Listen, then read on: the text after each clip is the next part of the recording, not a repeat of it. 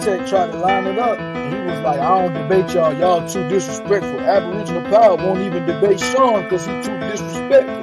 He is though. No, he really is though. I can't really like you, bro. You cool. Not a coincidence. I actually chop it up with But niggas that come off too heated and disrespectful, like I said, I'll debate you, bro. But we gotta get in the ring first. If you want to be disrespectful like that, at least disrespect me in the ring, bro. Oh, God, bro. Let's start now, bro. Can you disrespect me in a cage, bro? Like, I'd rather just do that. Then we go straight from the cage. You know what I mean? Put your ice on the way to the motherfucking computer, and we'll debate directly after that, nigga.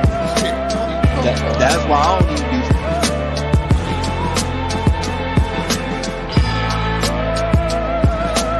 Fucking with the nigga and shit. You feel me? Like, my it's like, wait, bro, talk like that.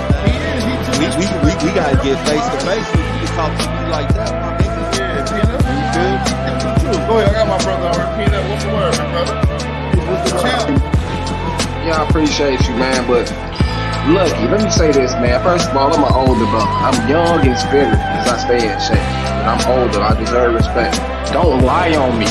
You're not going to get nowhere lying because that's what's going to make you fall face first.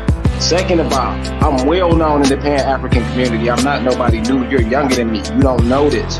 I didn't put in work and expose Rob Bourne, Sue Tech, any of them people over there. They know it deep down inside. And I'm gonna be long-winded. I'm a Moorish American. I already had back and forth with them dudes. They erased videos. I'm not running from anybody. Don't ever say that stupid shit again. Third, and last but not least, I'm not losing no debate to no Pan-African. So don't ever say that shit again, famo. And that's it. Appreciate y'all, man. You heard that.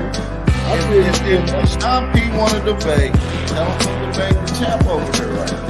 Tate wanted so this like it's a pecking order. It's a pecking. So Sean want you, and Tate want him. He say PMF ain't no. No problem. There's no problem, man. Let's set up a Tate debate, man. I don't like him anyway. Okay, so I love that one, brother. I love that warrior mentality. That's how it's going. I love to tell Tate. There ain't nothing. My champ always in the chat. Album pop in. We'll set a topic. We'll set a date. Make it pay-per-view. We'll chop it up behind the scenes. I get their contact. We make it work.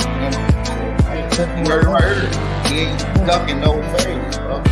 But that's what I'm saying. He put this over here on y'all channel, but then when we get in other hey, alright, I will block your ass, nigga, because I'm well known for disrupting them chats over there. Nigga, stop fucking lying, nigga. You a goofy, nigga. I would never let a lame ass nigga around me in my face, clown. You gonna block me? It ain't no time I ain't ever been on the Pan-African channel and made my impact. Stop lying. I'm a real man, bro. Stop lying, fam. Don't do PNF like that. PNF, he trying to trigger you, brother. And the fuck up. But listen, he did that to me, talking about, oh, word on the street, I'm ducking from John P. I've never even had but one conversation with this little disrespectful motherfucker. Oh, okay, yeah, he a little hot. He like that. So he like...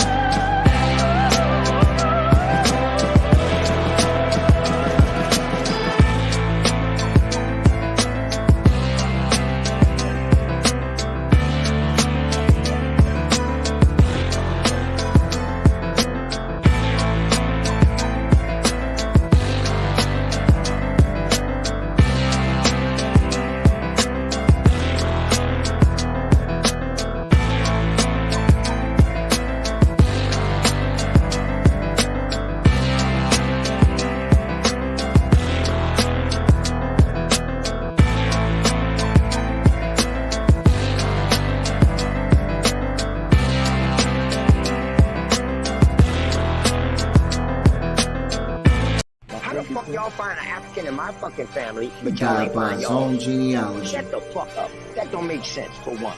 Listen, y'all don't know what y'all did. I feel like you standing on business. Y'all lied on me because y'all don't even know if that's me.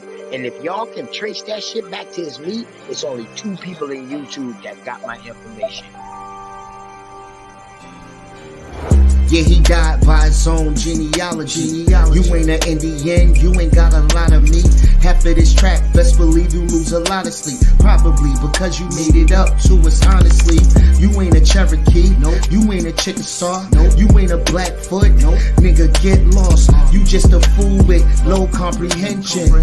So I gotta come through with the henchmen. NAC, Sean P, Shy Son, Lucky. Don't forget Jay, got no time to play. Caught an apple slipping with his genealogy. Now he's a con and I ain't talking about a singer. I'm coming for the top apple leader. He ain't a teacher, he's a preacher. He can't keep up, so we leave him. Yeah, he died by his own genealogy. You ain't an Indian, you ain't got a lot of me. Half of the track, best believe you lose a lot of sleep. Probably because you made it up to us possibly. You ain't a Cherokee, no. You ain't a Chickasaw, no. You ain't a Blackfoot. Nigga, get lost. You just a fool with low comprehension. So I gotta come through with the henchmen. NAC, Sean P, Shy Son, Lucky. Don't forget Jay, got no time to play. Caught an apple slipping off his genealogy. Now he's a con. OTK, TKO. Now he's a con. OTK, you died. TKO genealogy. What I'm trying to say in the final analysis, once we take control of ourselves, we have to stop being imitators and be innovators. And realize we've got a continent 12 million square miles. Wherever our bodies are on the face of this earth, our cultural and political heartbeat is in Africa. Whether you ever go to Africa or not, that is your home, that is the home of your spirit, and that is the heart and meaning and definition of your commitment. And none of us, any place in the world, will be free until that continent is free. The Mossy Warrior Clan was created because myself and others like Brother Nahisi saw a need for a young African group to analyze information concerning the African phenomenon with no bias, with rigor, and with scholarship. We created the Mossy Warrior Clan for the purpose of being an expert research team, of being a team that produced products, a team that was capable of producing products for African people globally to dispel myths, rumors, and provide them with accurate scholarship.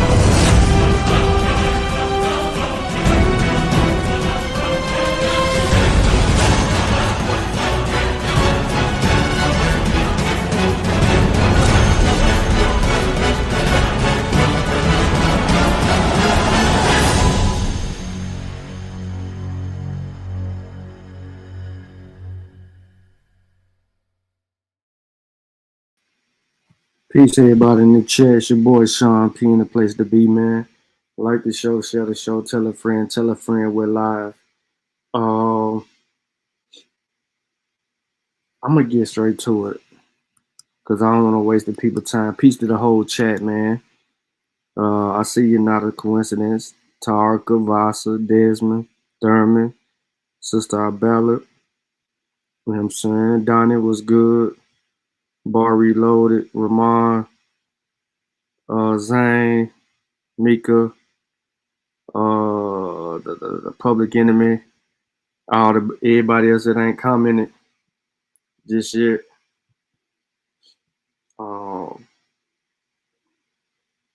We gonna get to it, man. Hold on 1 second. Let me I ain't got no message. Let me see if it show up as spam. There you go. Yeah, spam. Okay. We'll take that back for.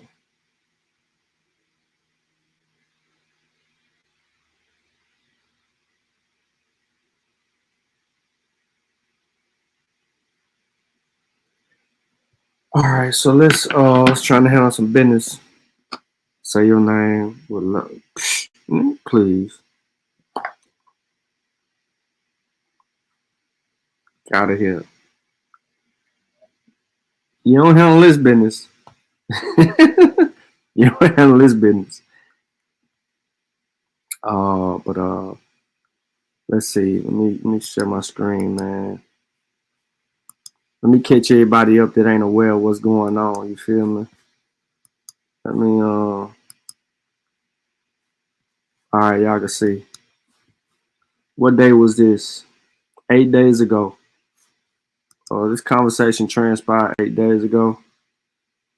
I'm gonna play a little bit of it, and then I'm gonna get into the bill.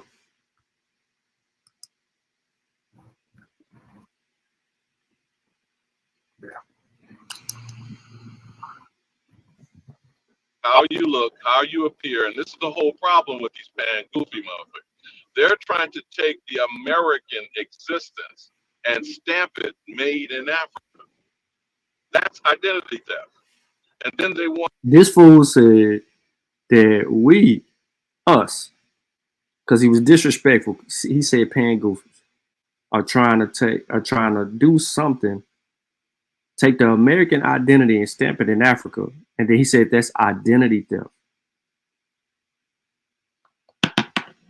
See, this is the problem with that dude. He hides behind a platform. He don't come outside either. He just says what he says on these little scary channels, and then he go duck and hide. Lo and behold, he ain't even ready for that. Now, as y'all can see, it ain't even about him. That's a whole nother topic. But not a coincidence comment right here says, no, he never admitted white slaves was in America, blah, blah, blah. Right? So apparently there was something that was said before this that made not a coincidence say this. So this smart guy says, well, I'm going to see if he agree with me. I'm going to play the video. All right, okay, want cool. to extrapolate either using Ivan Van Cernema, book of They Came Before Columbus, as supposed proof that Africans were the first invaders on our American homeland. Right. Hold on. Let me debunk this silly ass nigga. Not a coincidence. Then he called not a coincidence silly, and then saying that he gonna debunk not a coincidence. Really? Okay. Let's get it. No, yeah, you do. Yeah, you do. That ain't a debate. That's what I'm saying. I don't care. So listen, was they enslaved? Yes or no? It's just a simple. Look how scared you are. You're so goddamn scared. It's a simple yes or no. Not by Negroes or Indians. And and all you motherfuckers on the show we played last night agreed that Negroes was owning whites. That was your argument, nigga. Stand on it. Let's take that debate. Then. Stand on it. Let's take it.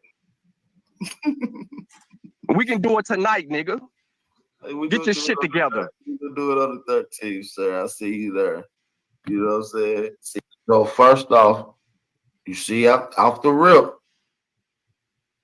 the debate was accepted and he ran. Nobody kicked him off. Let's run it back. People, wasn't no black people. He said the debate was accepted and I ran. All kind of people, bro. Let's listen. Let's run it back. People own white slaves. And I'm telling you that is not the case. Ever. In this conversation, I didn't say that. You just played a clip of A1 saying that. So now, since we're here, both of y'all say the same shit. What are you talking about? We don't say the same shit. Quit. Watch this. We're not the same person. That's my nigga though. Shout out to A1.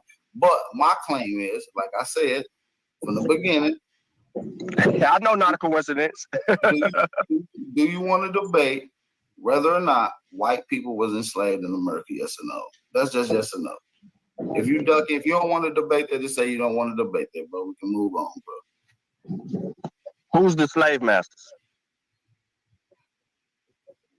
I don't know. Various different people, bro. Various. No, be specific. Because I don't do general. Be specific.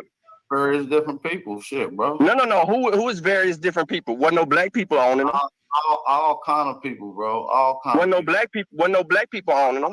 All kind of people, bro. All different. He's admitting to white people being slaves, not a coincidence. You gotta hear that. No, I never admitted to that. I never admitted to that. I asked a specific question. I said, who owned the white slaves?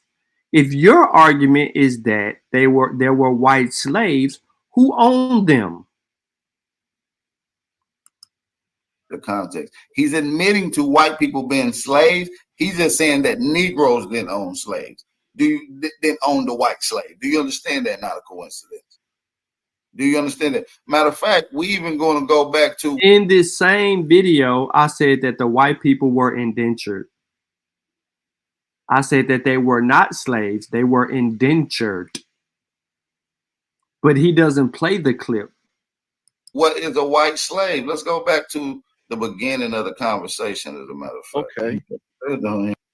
Fuck it. Let's get into the beginning. That should be it. Also classified as indentured. I said it was white people. I'm specific. No, why you didn't go back a little bit further than that in the conversation? Because you just said right here, you just heard, listen to the first words that come out of his mouth when he played this video.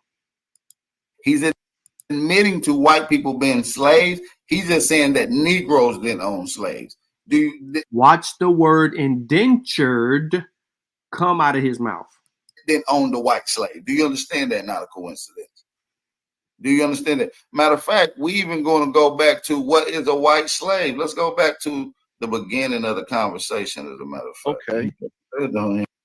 Fuck it. Let's get into the beginning. That should be it. Also classified as indentured. I said it was white people. I'm specific. See that? I said I didn't say. You heard him say something about indentured. Because I just said it. He didn't go back further enough. Specific when I speak. Yes and no. I said they were indentured. Contract. Boom. There go the answer. I didn't say they were slaves. I said they were indentured. Contract. Anybody else hear that? Not a coincidence. Did you hear that? You was listening. Anybody else in the chat hear me say that the white people were indentured? Contract. He went all the way back thinking that he was finna correct, not a coincidence, and he was wrong. Okay, I understand that. I understand that you're answering a question that I didn't ask. So I'm gonna ask my question again. Was white people enslaved in America? Yes or no? Define white people. Oh my God! So now you know exactly. No. Define white. No, ain't define white people because y'all done made European. Y'all done made them black Europeans in the whole 9 yards. See, now he's talking about a talking point that nobody's even talking about. Let's continue listening. You said that black people own white slaves, and I'm telling you that is not the case ever. In this conversation, I didn't. So now let's continue. All different ethnicity owning them, bro. No. What other ethnicity was in the Americas, bro, when motherfuckers was coming here? You name them. All the ones that you can name was enslaving white people. All the ones.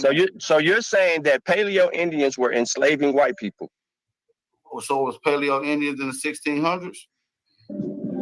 They're the Native Americans. So no. They're the first people. Paleo Indians and American Indians. They're the first people. Send my cheese, not coincidence. He already admitted that white people were. No, I did not.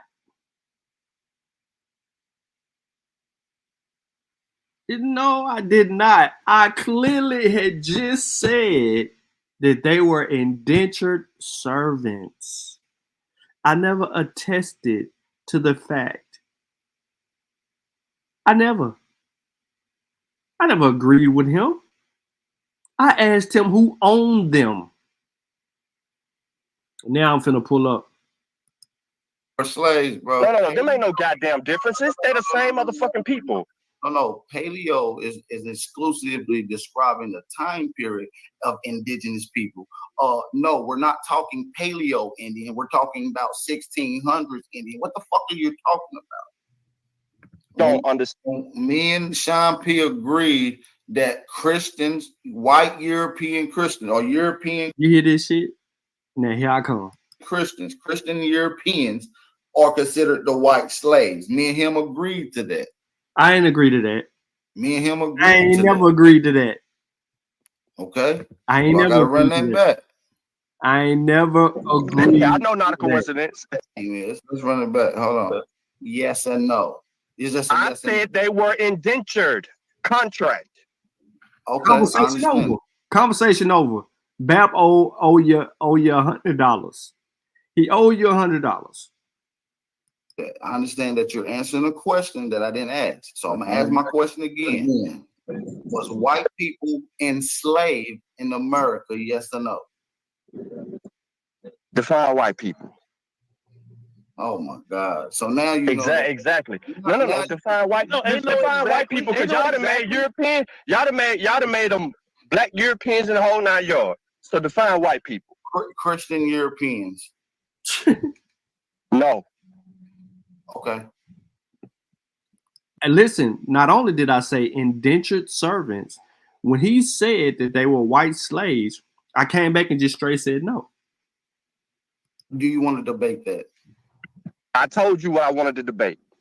Do you want to debate that? I told you. You ran your mouth. I came on here and I told you. So now he's saying that these Christian Europeans were not enslaved in America. He agreed that these were white. These are the white people, and he's saying that they were not enslaved. I said, do you want to debate that? He don't want to hear. And both of y'all say the same shit. What are you talking about? We don't say the same shit. Bro, quit muting me, man. You got a whole goddamn debate against not a coincidence arguing the same shit. Hold on. We don't say the same shit. We don't. Yeah, you do. And we're not the same person. That's my nigga, though. Shout out to A1. But my claim is, like I said from the beginning. I know not a coincidence. do you want to debate whether or not? Hey, he rewinded too far back and debunked itself in his argument with not a coincidence. Because not only did I say no to his question, I also said that they were servants, indentured servants. White people was enslaved in America, yes or no? That's just yes or no. If you don't want to debate that, just say you don't want to debate that, bro. We can move on, bro. Who's the slave masters? I don't know. Various different people, bro. No. Be specific. Because I don't do general. Be specific.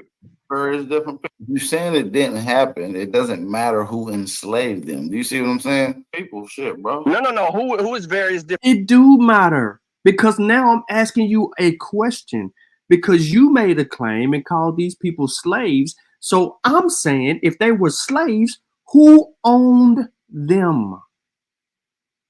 Different people. Wasn't no black people owning them. All kind of people, bro. All kind. Wasn't no black people owning them. All kind of people, bro. All different ethnicities, bro. No. Wasn't no black people owning them. All different ethnicity owning them, bro. No. What other ethnicity was in the Americas, bro, when motherfuckers was coming here? You name them. All the ones that you can name was enslaving white people. All the ones. No, so you're saying that Paleo Indians were enslaving white people? So was Paleo Indians in the 1600s? They're the Native Americans. So no. They're the first people. Paleo Indians and American Indians. They're the first people. No. Them ain't no goddamn differences. They're the same motherfucking people. No. Paleo is exclusively describing the time period of indigenous people. No, we're not talking. He think that he teaching me something. I'm going Paleo because I'm referring to the first peoples. If the first peoples is here, that means the European was not here. The first people was here. So with the first peoples and the ancestors of the first peoples own white people. If so, how the hell did that transpire? How did it work out for them? Because there's more to the question that I go into, but I can't because they get to pissing me off, his cronies. Paleo Indian. We're talking about 1600s Indian. What the fuck are you talking about? Don't understand. You don't understand shit. I can see that now. So I'm gonna be listen. Since you scared, since you scared, since you scared, since you scared, since you scared. Do I gotta pull up what Paleo Indian mean? I'm not gonna do the yelling. I can pull it up and make you bite your words. There was not a white person enslaved by a Negro ever. So now, or what you argue, what you. Let me be. Hold on. Let me clear it up. I'm trying to be specific. I'm trying to be specific. I'm trying to move the topic now back to the original. Do you want to debate? Stop asking me to define, because we're gonna get into the debate. No, you scared. No, you scared. I don't do general. I do specific. I just need you to add. I just need. Yeah, we're doing in general. Who you call American Indian? Are you saying who you call American Indian are black people? They did not own white people. That's not the conversation, Sean P. So you gotta come. You just said different ethnicities, nigga. I'm trying to narrow the shit down, bro. Hold on. How the fuck is you trying to generalize an argument that you made a claim on? No, because the general. No. You looking for a loophole? You that scared? You're generalizing. You that scared? No. You're generalizing who the people is that you. I'm being specific. The main topic, which is not. I'm being specific. The main topic, which is specific and not inclusive, was white. No, it is not. In America. No, it's not. Who enslaved the white people? Who enslaved the white people? Now you're ducking. No, I asked you a question. I asked you who enslaved the white people. First of all, that's how you argue, AP. No. We deal with the first contention. No, you deal specifically with something. You don't generalize and say, "Oh, white people." The Pacific is whether or not white people was enslaved in America. Your great grandmother and you already enslaved. Your great grandmother and grandfather come from enslaved people. Enslaved, sir. I'm not going to do these. Let's talk about your family. Let's be specific. We're not going to switch the subject, sir. No. Let's go directly. Hold on. Let me speak, sir. I'm not going to do the yelling. Are you really American? I just need to speak, sir. Like you jumping around. I know it's hurting, bro. And I know it's hurting, bro. I ain't jump nowhere. I hate when you try to do that, bro. Listen, stand your ass in the fire, nigga. Stand your ass in the fire. There you go. You call my name. Stand your ass in the fire. The claim that stand your ass in the fire. You're running from the claim. Quit muting my mic. You're running from the claim. No, quit talking over me, sir. I ain't ran from shit. I'll let you get your shit off. Just let me get my shit off, sir. This is crazy. That you're grown, bro. Well, you shouldn't have to do this. And I just want to be able to say a few words, sir. We just want to get right back into the main topic of the conversation from the video which I was playing, from which you elaborated that you came up here for. I made the claim that white people, sir, were enslaved in America. You said they wasn't. I even defined who I'm talking about, and you're scared to debate it. Now you want to debate everything else that's surrounding the main issue and the topic that we want to have. So now you're running, sir. Those can't own slaves. So who owns these white people that you were talking about? Let's go back to the original. Let's go back to the original question. No, answer my question. Listen, this is your second question. If Negroes and Indians can't own slaves, who owns the white people? Oh my God. This is your second question. So let's go back to the original. Was white people enslaved? You ain't even answered the first question. Was white people enslaved? Yes or no? Not by Negroes or Indians. But they was enslaved though, right? They wasn't not by Negroes or Indians. So they was enslaved, right? I just want to say not by Negroes or Indians. I don't care who they was by, okay? Let's just yeah, you do. Yeah, you do. That ain't a debate. That's what I'm saying. I don't care. So listen, was they enslaved? Yes or no? It's just a simple. Look how scared you are. You're so goddamn scared. It's a simple yes or no. Not by Negroes or Indians. And all you motherfuckers on the show we played last night agreed that Negroes was owning whites. That was your argument, nigga. Stand on it. Let's take that debate. Then. Stand on it. Let's take it. We can do it tonight, nigga. Hey, get your shit together. We can do it on the 13th, sir. I see you there. You know. So the title was agreed upon. He left. I did not kick him off. And at this current time, we got Sean P on the panel right now with us. What's going on, Sean P? Man, I'm here, man. I hear you trying to say we agree on something we don't agree on. We just Yo, what agreed. up, bro? Did you not just hear us agree? No, we don't agree. They're indentured. I ain't say they were slaves. Indentured means a slave, nigga. I'm talking to one person, and I'm not talking to you. I don't even know who you are. No, you a coward, bro. I don't know who you are. I'm You talking know to who I am. I'm I talking was to whooping your ass in I'm final talking to battle. AP. I'm talking to AP. Hold on. Talk about we ain't gonna do that. We gonna keep it cordial. Yo, BAP, he's scared of me, bro. I was kicking his ass in final battle. His moderators removed me from Moderators, his Facebook nigga, that ain't page. even my motherfucking group. What are you talking about? Yes, it is, Negro. Your group is ran by a white woman named Sissy Six Killer. So Nigga, what are you I ain't even talking got about? a group. What the fuck are you talking Yes, about? you do. You call yourself Boxy Anyway, Warrior hey, Player, yo, right? you a sideshow, Sean nigga. You a Phillips. sideshow. You a sideshow. Go put your Sean Michelangelo Phillips, you mask got on, nigga. Go put your Michelangelo mask on. stomping ground. AP, I don't agree with you. Them white people that was here were indentured. Even the criminals that they sent over here because they were trying to get them out of their countries, they were indentured. They were contract. Let's play the clip of you talking back, so to make sure that we. I heard that. You don't have to play it back. I want to make sure that we agreed on the same thing. Yeah, you do. That ain't a debate. That's what I'm saying. I don't care. So listen, was they enslaved? Yes or no? It's just a simple. Look how scared you are. You're so goddamn scared. It's a simple yes or no. Not by Negroes or Indians. And and all you motherfuckers on the show we played last night agreed that Negroes was owning whites.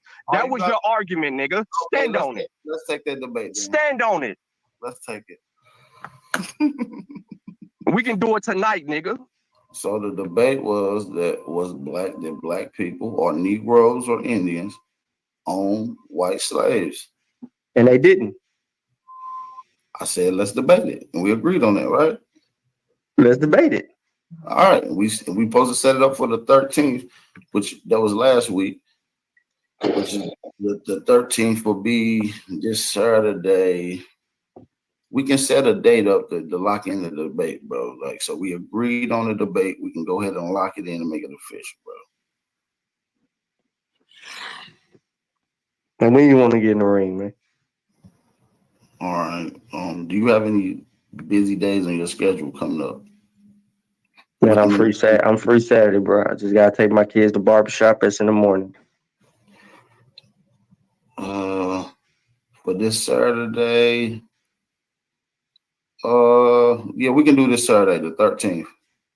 We can do 5:00 p.m. Yeah, it's cool. It don't even matter. Yeah, 5:00 p.m. That's Eastern Standard Time. I don't know where you're at in Tennessee. Now that's cool. In the way, you know where I'm at. All right, so we locked in for the 13th at 5:00 p.m. Eastern Standard Time. Yeah, I want to see these black people own the motherfucking white people. The Negroes and Indians own slaves, white slaves, and we define what white slaves is. Yeah, we're gonna be on Not a Coincidence channel. And we talked about what white slaves was earlier in this conversation. If I need to run it back to see what we agreed and defined on, we can get into that as well. So glad you accepted the debate, and we're looking forward to getting it in. So shit, shout out to you, man. The 13th is going down. All right, so here we are 4 days later. The 13th has come. The 13th has passed. One more time. The 13th has come. The 13th has passed. So where is Aboriginal power?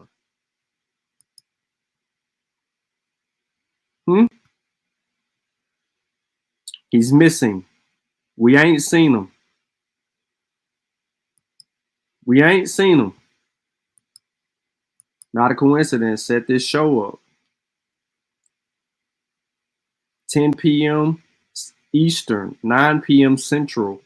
We went for 4 hours and 50 minutes, almost 5 hours. And throughout the duration of this particular show, it wasn't until about 3 hours into this video that we got the whole rest of the excuse text. It was around 3 hours into this video. Public Enemy #1 said, he said it first. He said that AP was a no call, no show. Not a coincidence, says it later. The AP is a no call, no show. So then I tried to set the debate up at a different time. I told Not a Coincidence. Not a Coincidence said, when you want to get in the ring, I said we can get it in Sunday night. I said we can set it up for 9 o'clock or 10 o'clock Eastern Sunday night. He hit dude back. Dude didn't respond. Then he later said, "Nah, that won't be good." So I said I can do it Sunday night or I can do it Tuesday or Wednesday. I said we could do it afternoon or evening. I said that'll be the only other times that I'll be able to do it.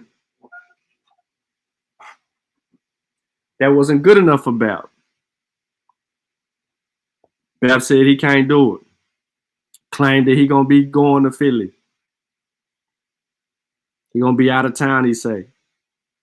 He won't be back until another day. We're gonna have to postpone it until we can do it another day.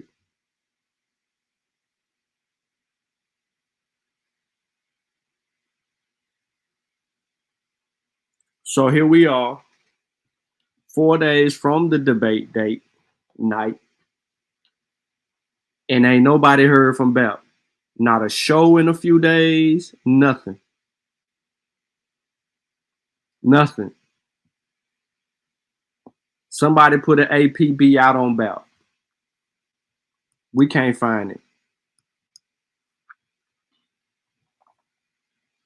He's supposed to be a leader among men over there and women.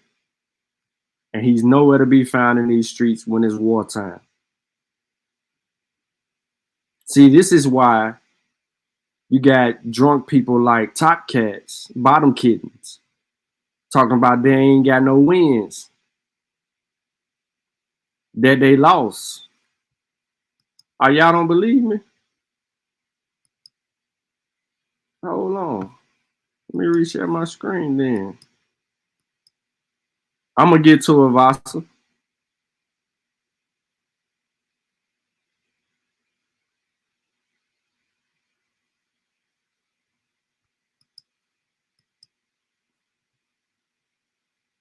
Where did not a see? Let me pull it up.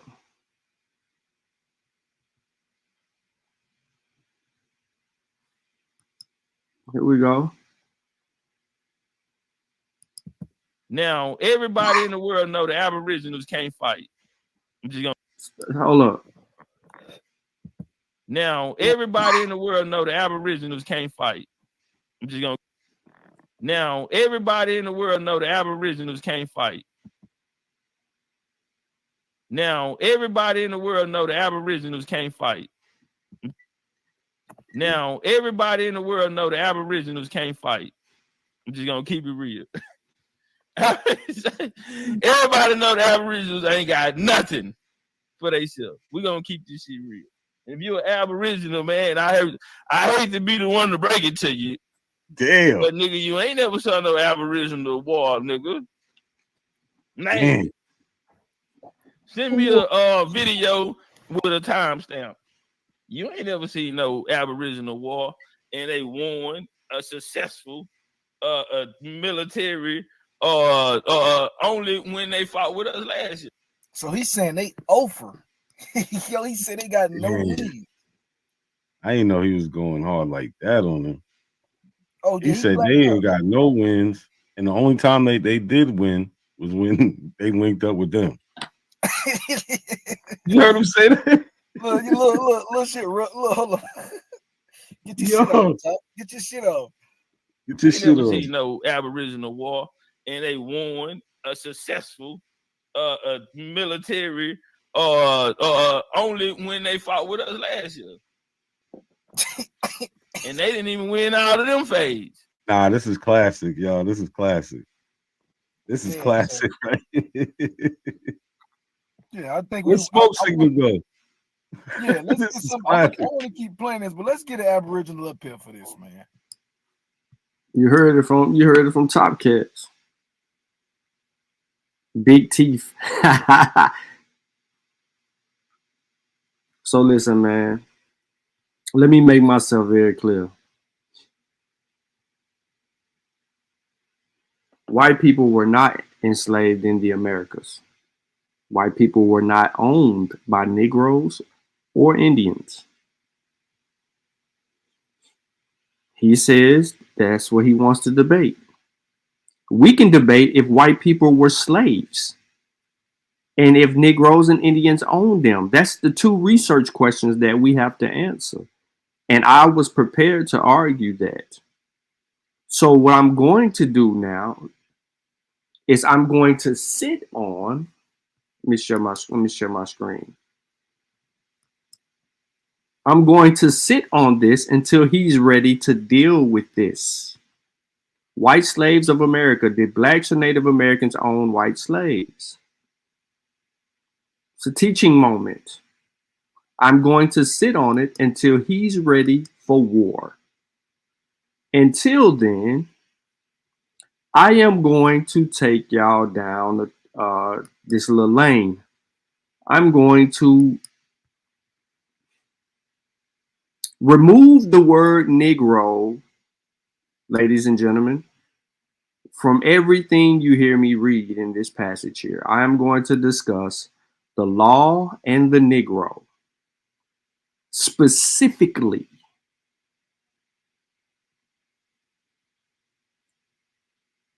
the evolution of the Negroes, legal status from ordinary indentured servant to servant for life. Let me be clear, ladies and gentlemen.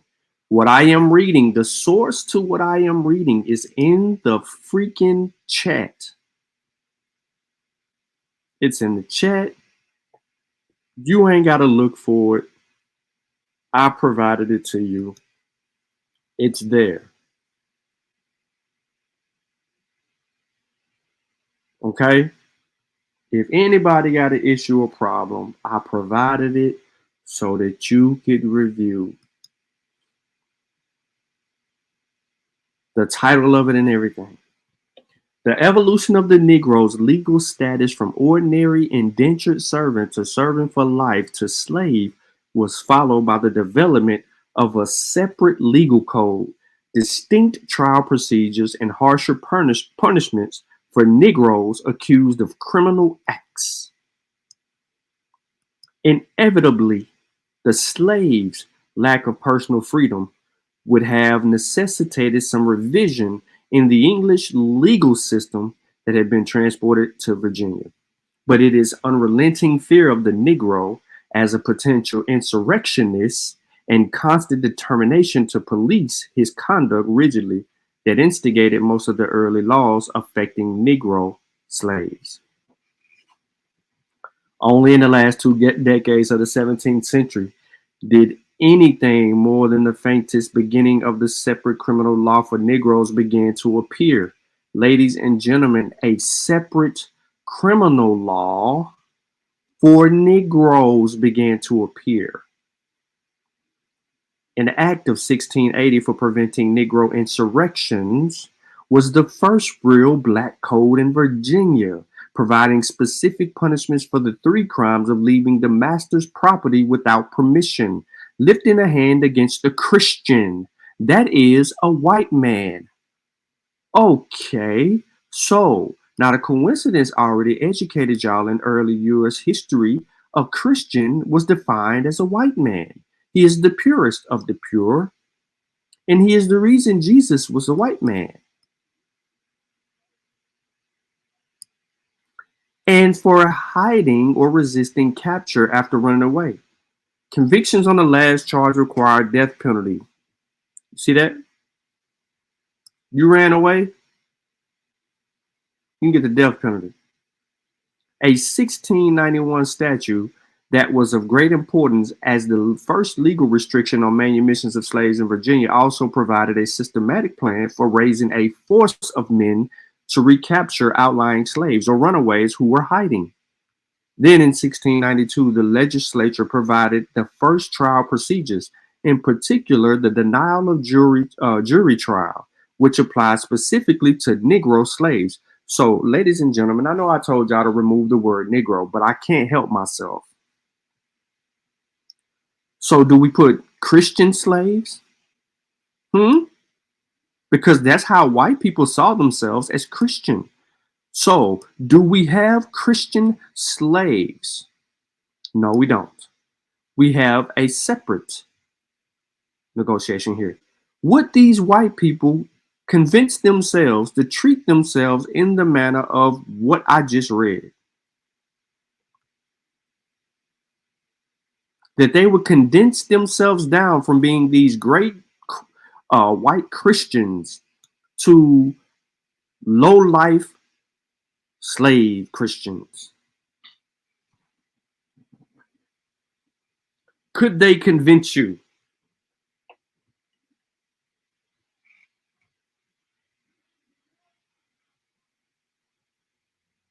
Could they convince you? So, AP, you're going to have to argue with evidence for these Christians being enslaved in the Americas. The good old white man, as you so call it. Not the converted Christian that would later become to be, but these good old white Christians.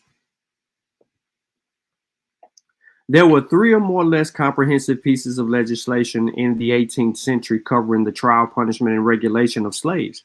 The first passed in 1705 to be replaced in 1723, by which one was in turn superseded by the Act of 1748.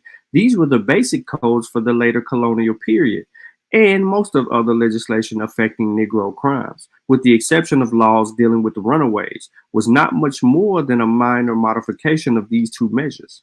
As has already been suggested, the first law aimed at a crime by who? Negroes. Others than running away was the 1680 statute designed to prevent insurrections by punishing slaves who kept their master's property without permission or resisted a white man in any way. So why would a white man resist another white man? Where was this energy at for the white man? These laws are not about Christian white men. On the supposition that this act went unnoticed, the assembly required 2 years later that it would be read twice a year in every church. So they took this shit and implemented it in the church. Told you to be good Negroes. Obey your master. Don't run away. Don't take what don't belong to you.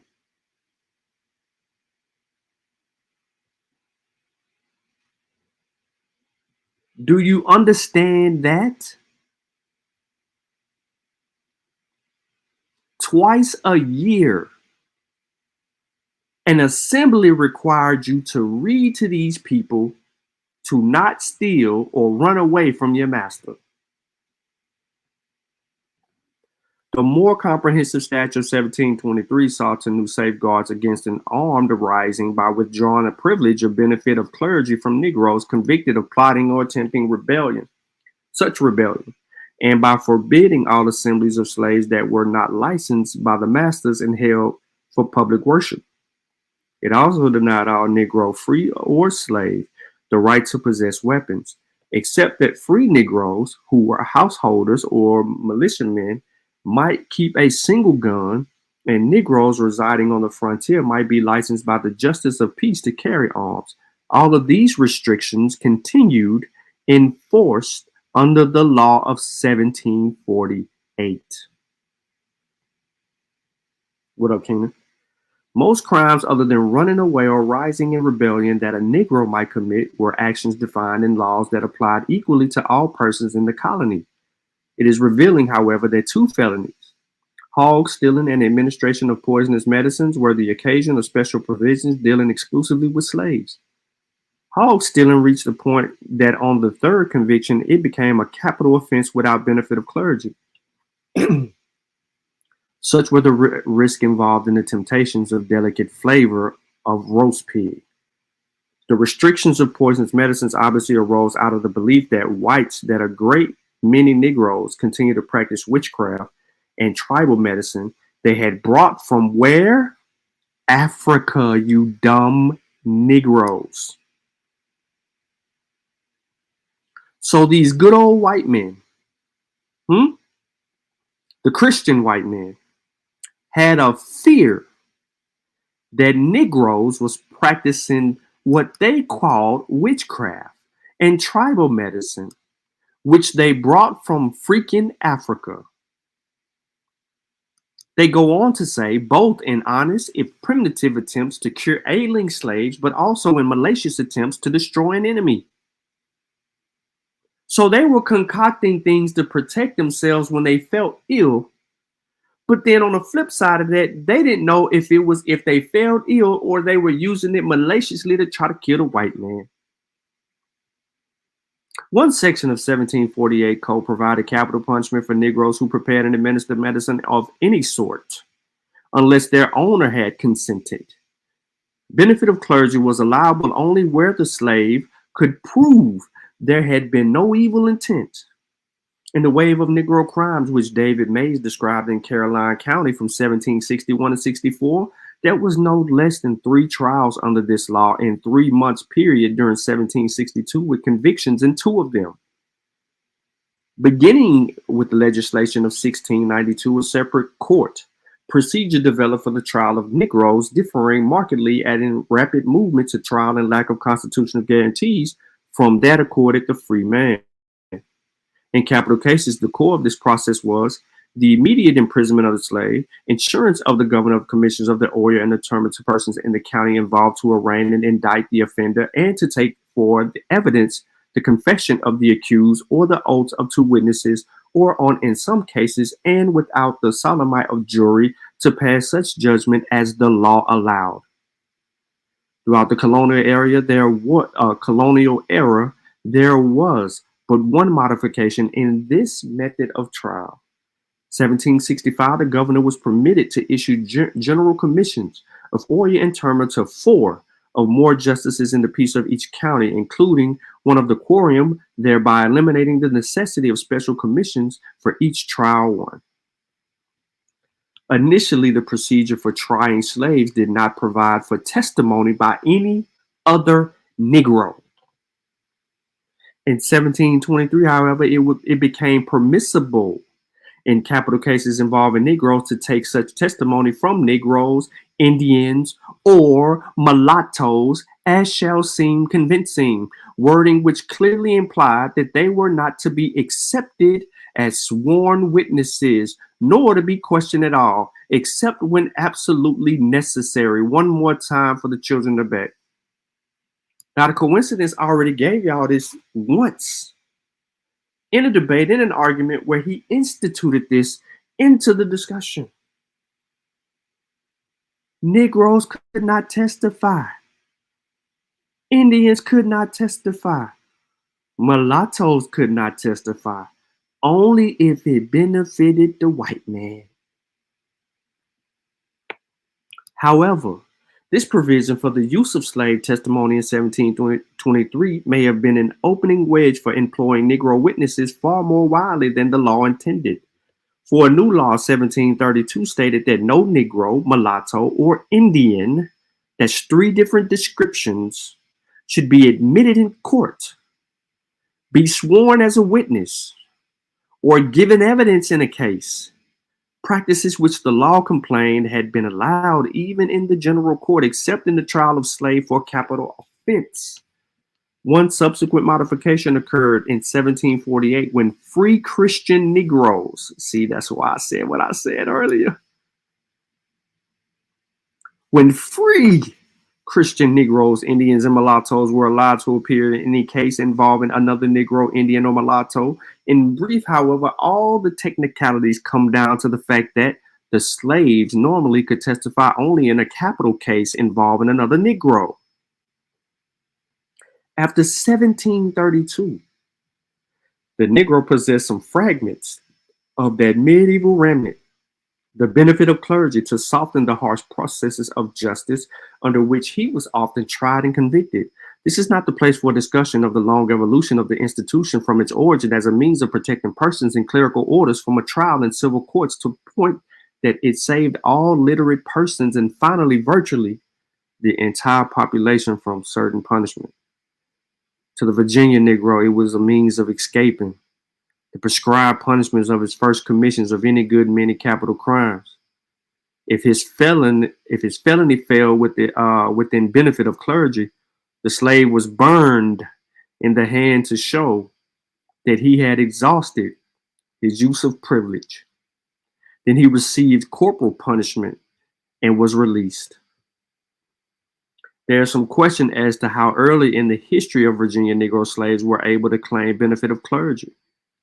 The Zell study regards the 1732 law regulating the pleading of this privilege by Negroes as both the first regulation of benefit of clergy in the laws of the colony and the first occasion of its extension to slaves. However, there was an earlier law in 1723 which placed insurrection or murder by a slave outside the privileges of benefit of clergy, an indication that Negroes might already have been clergy able.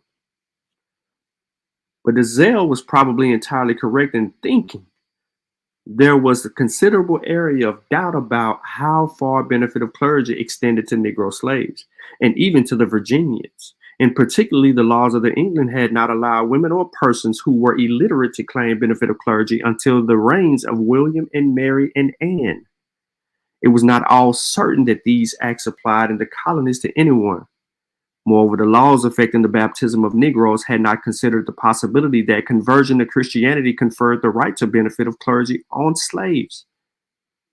I need to see the evidence for white Christians being slaves and these laws impacting them.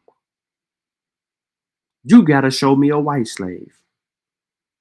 Then you got to show me a white slave being owned by a Negro.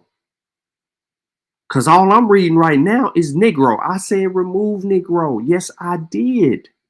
But who you going to put right there? They just made distinctions.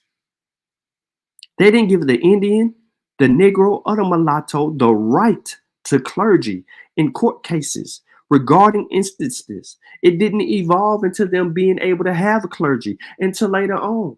They made adjustments. The 1732 legislation was the direct outgrowth of case involving a Negro slave in which many of these doubts were combined.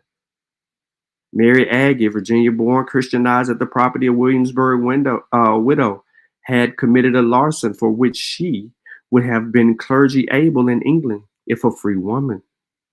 Governor Gooch interested himself in the case, and for some unexplained reason, and after Mary Aggie's conviction by the Commission of Oyer or the turmoil of the York County, had an application for benefit of clergy entered in her behalf. The case was eventually considered by the council in the general court and then submitted to England for ruling. At that point, all the evidence of the outcome disappears. But then in 1732, the Virginia Assembly passed laws affecting benefit of clergy for women, illiterates, and slaves. Further definition of benefit of clergy for slaves usually took the form of placing certain felonies outside the plea of clergy. Insurrection of murder fell beyond its scope in 1723. Manslaughter, felonious breakings and enterings, and thefts involving more than 5 shillings were exempted in 1732. Then it was denied for the third conviction for hog stealing and the malicious administration of poisonous medicines by laws in 1748. So, in effect, so far as slaves were concerned, the privilege or benefit of clergy began gradually to contract, except that in 1772 there was one redefinition of its applicability in cases of breaking and entering that favored the accused. Y'all want to know why you can't find AP, Aboriginal Power, BAP? It's because he ain't got an argument. Not him, not A1, not any Abo listening, and not any Abo tagged can show you that white people, when they entered America at any point in time in that history, were slaves in that history. I am being specific in that history. And were owned by Negroes and Indians. You can't even find a case of a mulatto owning a white slave. So no. Cases in which Negroes was on trial for felony usually came to the courts with a minimum of delay. The special commissions of Oyer and Tomer helped speed the process, but efficiency was less at an issue than the desire to impress other Negroes with the swift courses of justice.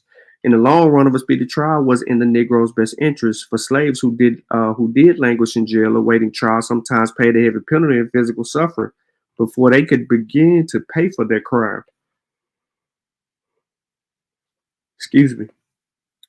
In 1762 session, for instance, the Burgesses notice as allowed to a Caroline County man compensate him for a loss of 30 days' labor by a slave who had been frostbitten while confined. The man is in jail and got frostbite.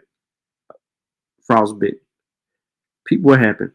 That same session had to allow $80 to the owner of the slave who had lost both his legs and finally died from frostbite he suffered in a cold jail. He committed a crime, got locked up, caught frostbite in jail, loses both his legs, dies later, and the goddamn owner is awarded 80 shillings. Peters Hansborough of Stafford County petitioned the Burgesses in an even worse case. In 1771, both the delegates did not seem much disposed to compensate Hansborough for the death of his slave, Sharper.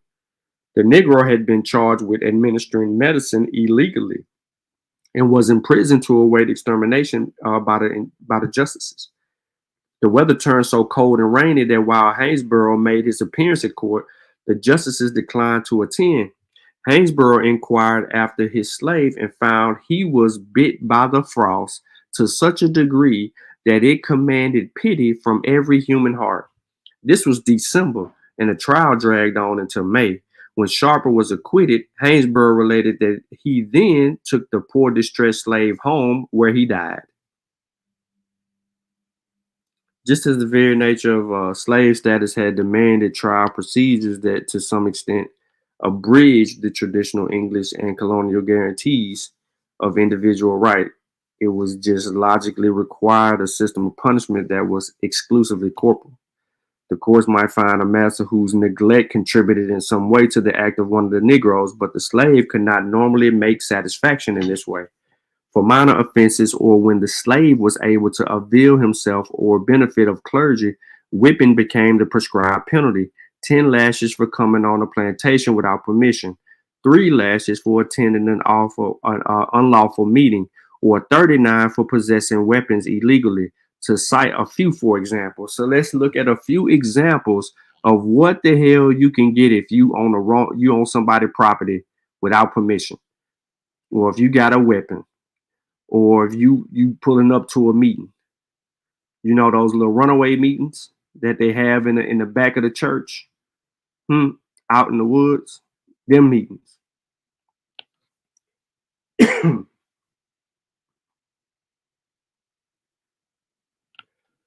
More serious crimes, which did not warrant capital punishment, even in the harsh criminal codes of the day, required that many had been more unpleasant fate than death itself.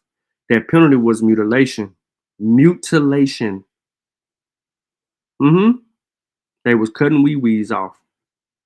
Or dismemberment, which means you would lose your foot or your hand.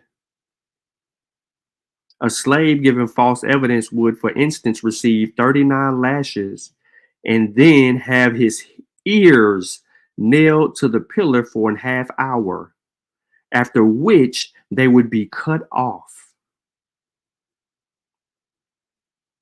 Is this happening to the good white Christian?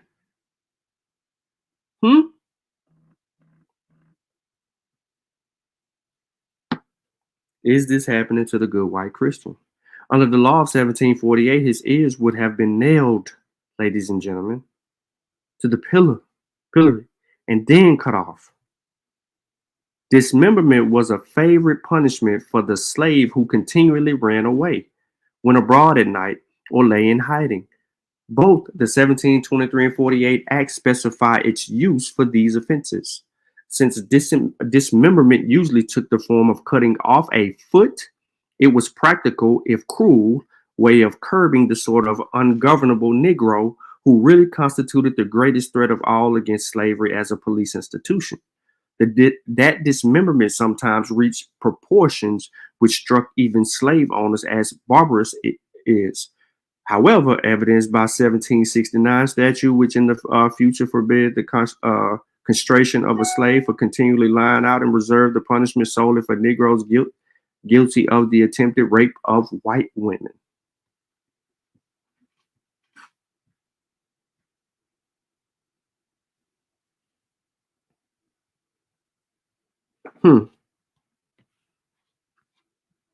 What are we talking about?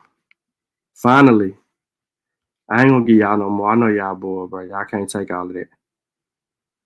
There was a whole series of crimes of which convictions carried the death penalty, the felons of which white persons would also have been executed, plus offenses such as rebellions or administration of medicines that applied to only the slaves. According to the customary practices of the colonial Virginia slaves were ordinarily hanged, but a slave named Eve, who was convicted in Orange County of poisoning her master, was drawn up on a hurdle to the place of execution and there burned at the stake. Then there was also instances of which a head of the slave who had been hanged was cut off and put on public display. How many good old white Christian heads we see rolling around this joker as an example to slaves, since they were white slaves? You missing, BAP? Where you at? This continues to go on and on and on and on and on and on. Justifiably so. But I ain't gonna give y'all all of that. And this information that I'm giving you right now has nothing to do with what's in my debate.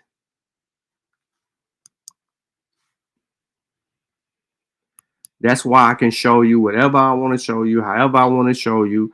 It has no bearing. I'm gonna whoop your ass. No diddy. A whole nother way. And I'm going to make you own providing the evidence and the argument.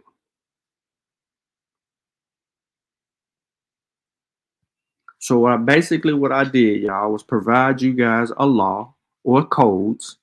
They were slave codes, okay? And it continues. There's more, and it continues. There's more, trust me. There's more.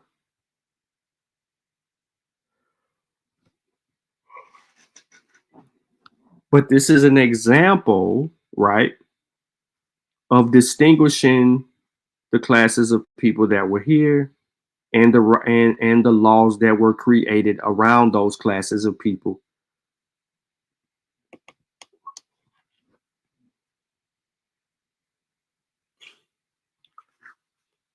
So yeah, he missing. You ain't seen him on YouTube. If you're on his other socials, you probably ain't seen him on there. His channel quiet. I'm surprised he ain't removed certain, shows. But it don't matter though, because I already got the screen recorded. And then my screen froze.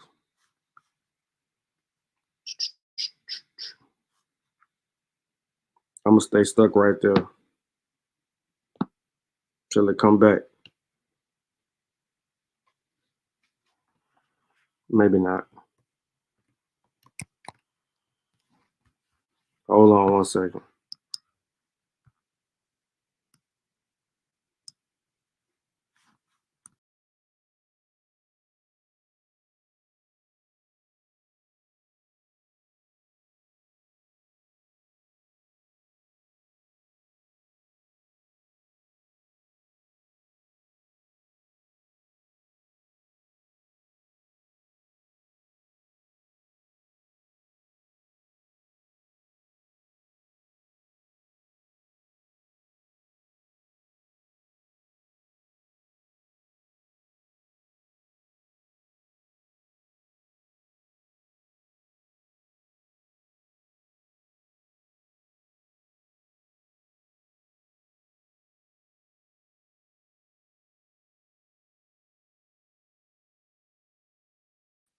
All right, so man, be on the lookout on the community posts. I'm gonna be dropping some primary source material.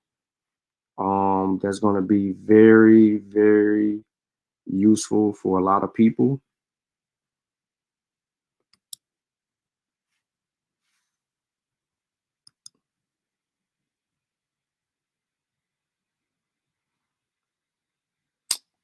Bro,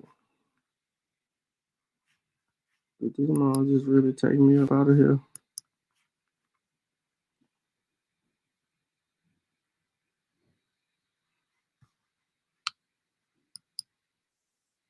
I'm in here twice. Hold on, I gotta find my other icon.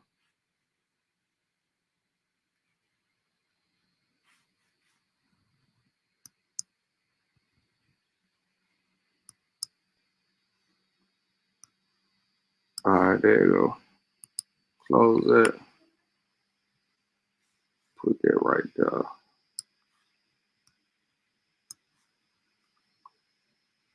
But yeah, I'm gonna make it tough. Man, listen, man, he do that shit over there. You see how quiet this chat is? Just go look at the comments in this chat. It's real quiet. There's a reason why these chat comments are real quiet. And it ain't a few of them, one or two or three of them, bold or brave enough to comment in this chat. But they watch the shows. They do. Because they trying to see. They ain't even trolling in this chat. That's crazy.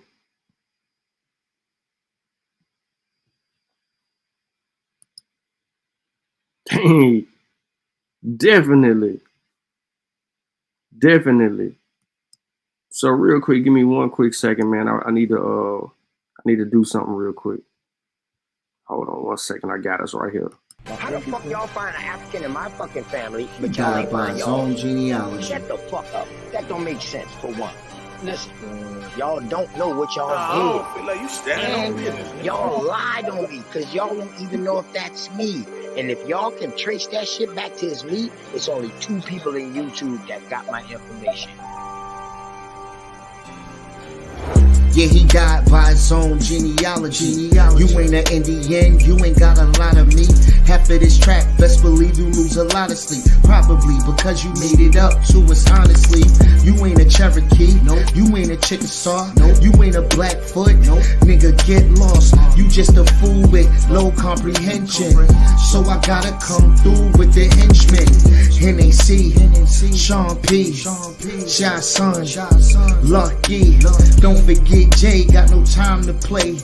Call that apple slipping with his genealogy. Now he's a con and I ain't talking about a singer. I'm coming for the top apple leader. He ain't a teacher, he's a preacher. He can't keep up, so we leave him.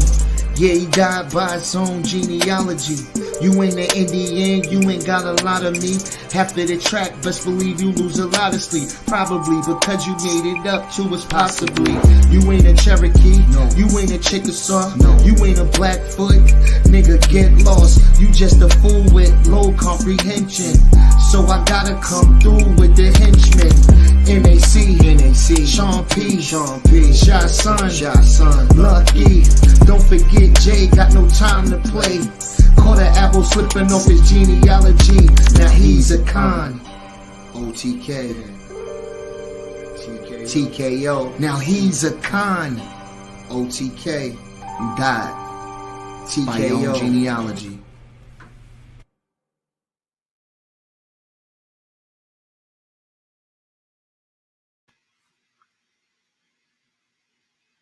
Come on, man. YK was cooking.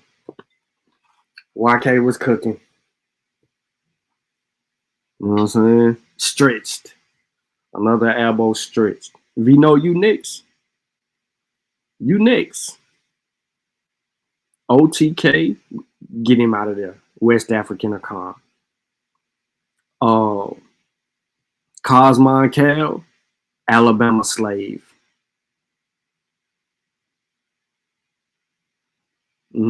Stay tuned. Smoke Signal was owned by Lucy Hawkins. Chickasaw, Freeman. Yeah. All that. Slave. Descendant of Africa. There's more. We just walking them down one by one. All of them with a microphone. The louder they are, the more we going in. We just gonna walk down everybody with a microphone. That mean the research lie. He ain't coming outside for that. Callaway, he ain't coming outside. We already know he a plagiarist and a liar. You know what I mean? Comment crook. You know what I'm saying? Bottom Kittens, he definitely ain't talking about it. His uncle, ladies and gentlemen, he claims someone to be his uncle. His uncle writes books about being African, of African descent, and having African American history and culture. He got himself out of there. You know what I'm saying? Then you got whoever, Betty, you know what I mean, Nigerian looking ass, out of there. Phoenix Moon already refuted herself with her fake genealogical tree and more. Like, it's that type time, bruh. It's that type of time. Any one of them with a microphone, we coming. You talking that we coming.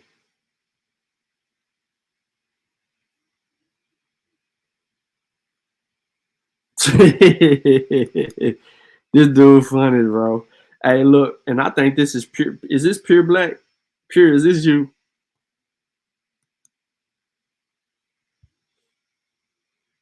We not playing. If you step up on this microphone and you running your trap, we coming. No Diddy. And we ain't sparing no women. We ain't sparing no women.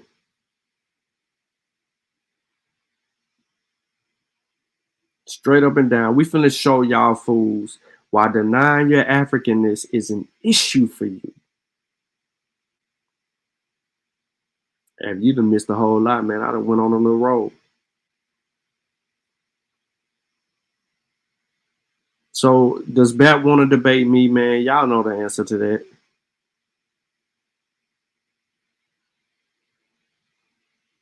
He had ample opportunity to step up and get this debate on. It wasn't going to take nothing but an hour and a half. Not even that. It's not even a debate for me. Like I always said, it's a teaching moment, and I'm going to use it as such, and then I'm going to just get busy. But he don't want that smoke because he can't do what I do. That's a fact. That's a fact.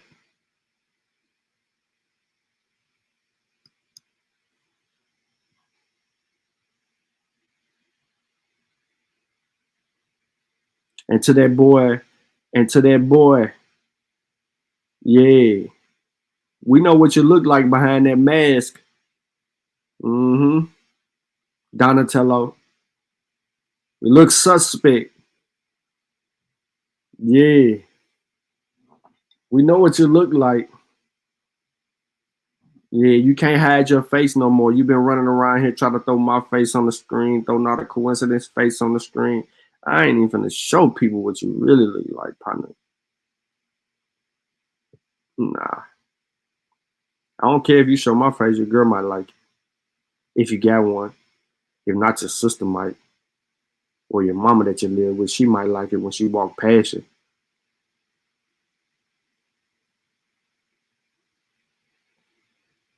Yeah. So put my face on the screen.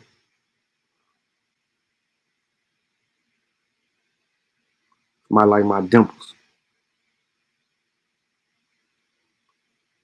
Might like my gold too.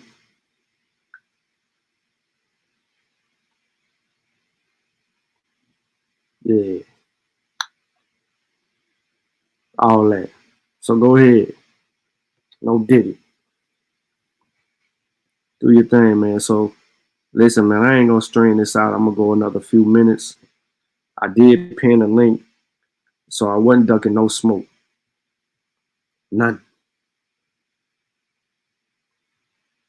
None. And I'm kind of working on something myself. You know what I'm saying? I'm working on something myself. I'm kind of digging in. I'm kind of digging into some certain things about parts of my family that I ain't never talked about or disclosed with anybody that I might just bring to the forefront. I'm saying I might just do that. Look at here, look at here. We got this. What up, V? What's up? What's up with it, player? No, man, I just want to chop it up with you, man. I know we've been going back and forth. Niggas been trying to figure it out. You've been doing your thing. I respect it. But why do you feel that majority of really all the black people come from Africa? Yeah, that's a good question. As far as that's over here, as far as like the people that been over here, they can say, all right, well, but they really can't say where they from. They can just say, all right, but my family is from Alabama, or they from Texas, or they from Florida, or they from, you know what I'm saying? But they really can't go back like that. You know what I'm saying? Yeah. So I like the states that you named because they're instituted and rooted into the whole descendant. And I respect the fact that, well, some people might not just never know because of records. You know what I'm saying? And they might not have the audacity or the ability to go and search for those records, which may be in libraries, which may be in their, certain parts of the governmental halls or branches that collect public records and deeds and things of that nature, or information that could help people. They don't go that far. So I know, like right now I'm in Nashville, I know right exactly where to go for like record keeping to be able to dig into. Where should people go whenever they in their cities or whatever they trying to get some of their history? Should they go online or should they go back to the States to those particular libraries or whatever you're talking?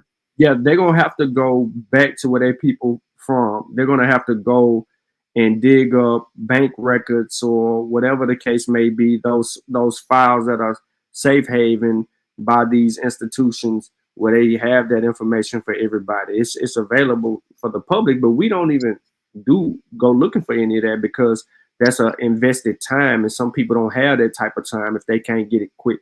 But to answer your original question, the reason that I'm saying what I'm saying is because historically, biologically, archaeologically, right, all through all levels of existence. And what I mean by that, I'm talking about your mama and daddy, my mama and daddy, they parents, parents, at some point, even if somewhere down the line you might have had somebody that in your family or even your direct line that are commingled with Native Americans.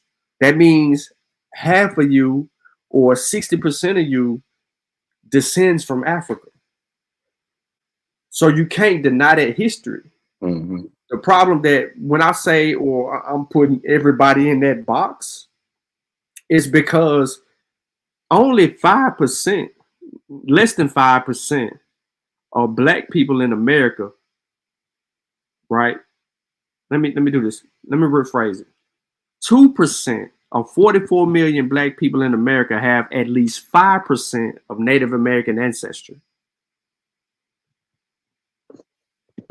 I'm going to say one more time for you.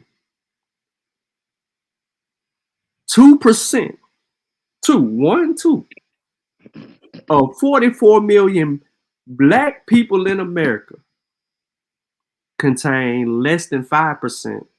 But where do you get that from? Hold on, of Native American ancestry. And where'd you get that from? That it's only 5%. So I'm finna tell you. Or the 2%. I'm finna tell you. So you got parents? Yep. Are either one of them still living? Yep. Okay. What about their parents? My grandpa on my mama's side still living, and my grandma on my daddy's side still living. Cool. Peace to the ones still living. I know you cherish them. We all should cherish our, you know what I'm saying? Because that's our last line of defense. You know what I'm saying? And then it gets ugly because you get down to one on either side or just one in general. So I say that to say they ain't ever put you in a position to deny your Africanness. They ain't never put you in position to deny if you do have some native ancestry, they'll provide that to you.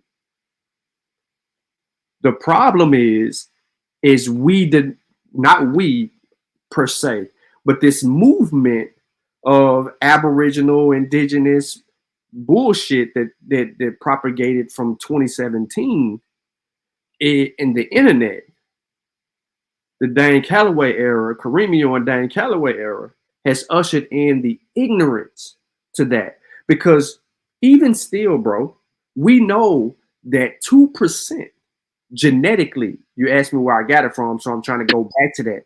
Genetically, we know that 2% of a 44 million people will contain at least 5% ancestry. And those that contain that 5%, or even if some contain a little bit more, because guess what? When you're dealing with numbers, statistics, data like that, that 5% is saying somebody might have 35%, somebody might have 40%, somebody might have 10%, somebody might have only 2%, somebody might have 0.1. You know what I'm saying? It's factoring in all of those statistical numbers there, those variations gets us to where we are. So overall, that's still, to this day, even though it sounds small, right? But if you do 2% of 44 million, it sounds small, but then just walk back 50, 60, not 50, 60, I'm sorry. Just walk back about to the Trail of Tears. From where we are today to the Trail of Tears with that number that I just gave you, bro. How many people is that? If 10% is 4.4 million, if half of that is 2.2 million at 5%, you go below that. So you look at those numbers, you see that there's intermixed, bro. Listen, I don't know if you got a woman or not. Let's say you don't. I'm not trying to ruin your home or nothing. Like, it's just an example. Let's say you don't. You're going to go somewhere if you don't. And you're going to commingle in a given population. Meaning, if I take you from where you are right now and I put you in South Dakota, I guarantee you're going to come up with some skirt. Yeah, definitely. You feel what I'm saying? So no matter where we land, we leave our DNA. People can deny it all they want, but we leave our DNA. Okay. And ultimately, that's why we argue the way we refusely argue, is because we are humans, man. By default, we're going to commingle. By commingling, we're going to leave our DNA somewhere. We're going to leave evidence of our existence there. Whether it be go ahead. I think where some of the people is coming off at is that most of our peoples don't really talk the African talk like that. As far as like, we from Africa, we come from this, or we from that. They say we just they say we just black. Yeah, but when you go to Thanksgiving, bro, you shouldn't be if you're supposed to be this, you know what I'm saying? But when it's Christmas, Thanksgiving, or any other holiday, what you do, you go and be around your family, right? Mm-hmm. When you're around your family, who the hell talking about all of that? I ain't talking about that. I'm just talking about whenever you do have the conversation with your mom or with your grandpa, as far as like what was kind of going on back then, who are we, or kind of what's going on. I'm gonna mess you up right here. I really think as far as like in the black community, most of the parents don't go back to Africa and say that we were slaves, or we come from, or unless they got that direct line to, okay, we was this slave owner, we was over here in this particular place, then they can say that. But just like with my folks, like we didn't really come up on no slavery thing. We really came up with the Seminoles. So look, I'm finna help you out. My grandmother that raised me never talked to me about her growing up and stuff like that. I only knew little pieces of it because she was so fair, she was so light-skinned that she could pass as white. And I know you heard that before in passages. Mm-hmm. But for people that recognized her, if they shouted out her name and they were like this, they shouted out her name, her life could be in jeopardy because she was able to catch a cab and get home. She never drove. She had to ride a cab her entire life. She wasn't from here. But where she was, her and her sister were that much fair that they could pass as white. And if they were ever caught or called out, something could have happened to them. But because the cab drivers just seen a fairly young lady in the back who looked the part, the whole 9 yards, they were able to do things that other people couldn't do. That means my great-grandmama, my grandmama, and my great-aunt lived the same lifestyle when it came to transportation. But people that knew it was totally different. That black man was just over there in the cut. But here's my point. My grandmama didn't tell me everything. But somebody else she told it to. Okay. You see what I'm saying? They had these conversations. And they would always say, your grandmama told me when this, and I could see that because it wasn't something that we directly just had to talk about. That wasn't our level of discussion or things like that. When I learned about it, family trees and things of that nature, it was outside of her. She was traumatized when my auntie died because she was killed in front of her. So just really talking that family talk wasn't like that with her loved ones directly. It traumatized her to a degree. I'm talking about literally, she got my auntie son in her hands, holding him while the dude comes in, kills her. Inside the house? Yeah, inside the house in her bedroom. Dang. I'm sorry to hear that, man. No, trust me, appreciate it, but traumatized. She never cussed. She never smoked. After that day, she cussed. She smoked. Okay. So I'm saying, like, she was too scared to like really get into all of that with me. So do you think that kind of, I ain't gonna say that it harmed much, but do you think that kind of push us back on the knowledge of, I ain't gonna say push us back to where when we do hear some type of things, like when we start hearing things like, okay, it was brown Indians in this area. Then when we go look up some research and saying like, damn, there's some brown people over there. Damn, where are these people at now? And then you hear about the slave race, you hear about this, you be like, damn, you know, I know these people is kind of wicked. Yeah, they kind of documented everything, but they still is cutthroats. They not telling the whole truth. And you know, like some of the pushback that I push with it is that, man, I think that niggas come from Central America, but Central America, South America, as far as over here, that look like Africans, that them niggas just put the whoop on. It's kind of like selling dope. Okay, yeah, we got some niggas, or we got some dope, but you don't know where the dope came from. You don't know if it got some cut on it. You don't know if it's pure. And I think they did that the same thing with as far as selling the Africans, but they selling South American niggas and saying that they Africans. You know what I'm saying? No. Because there was a lot of that going on as far as, bro. As far as a lot of them getting, as far as a lot of slave ports and a lot of pirates, the slave and stuff like that. You skipping timelines. So to understand the actual movement of the slave trade, that when they embark is they get into the Caribbeans first, the Caribbeans and Central. Then they get into the South America stuff because it was along the way, it was the shortest route, right? So they're fighting for moving pieces in that area before the piracy and the whole pirates of. But they was already taking the people that they was dominating and enslaving them. Listen And to they what I'm wasn't saying. bringing no You're moving slaves in at the first. They pieces. was just dominating the Bro, people over there. you're moving the pieces too quickly. You have to Okay. understand something. There's not a lot of people that was in the areas where they came into contact with. There's not. Okay, well time out real quick. Hold Hold on, but just time out real quick because but just time out real quick because you said there wasn't a lot of people. No. But then if you go look, okay, so you saying that there was more people in Europe than it was in their area, just the people? That's not what I'm saying.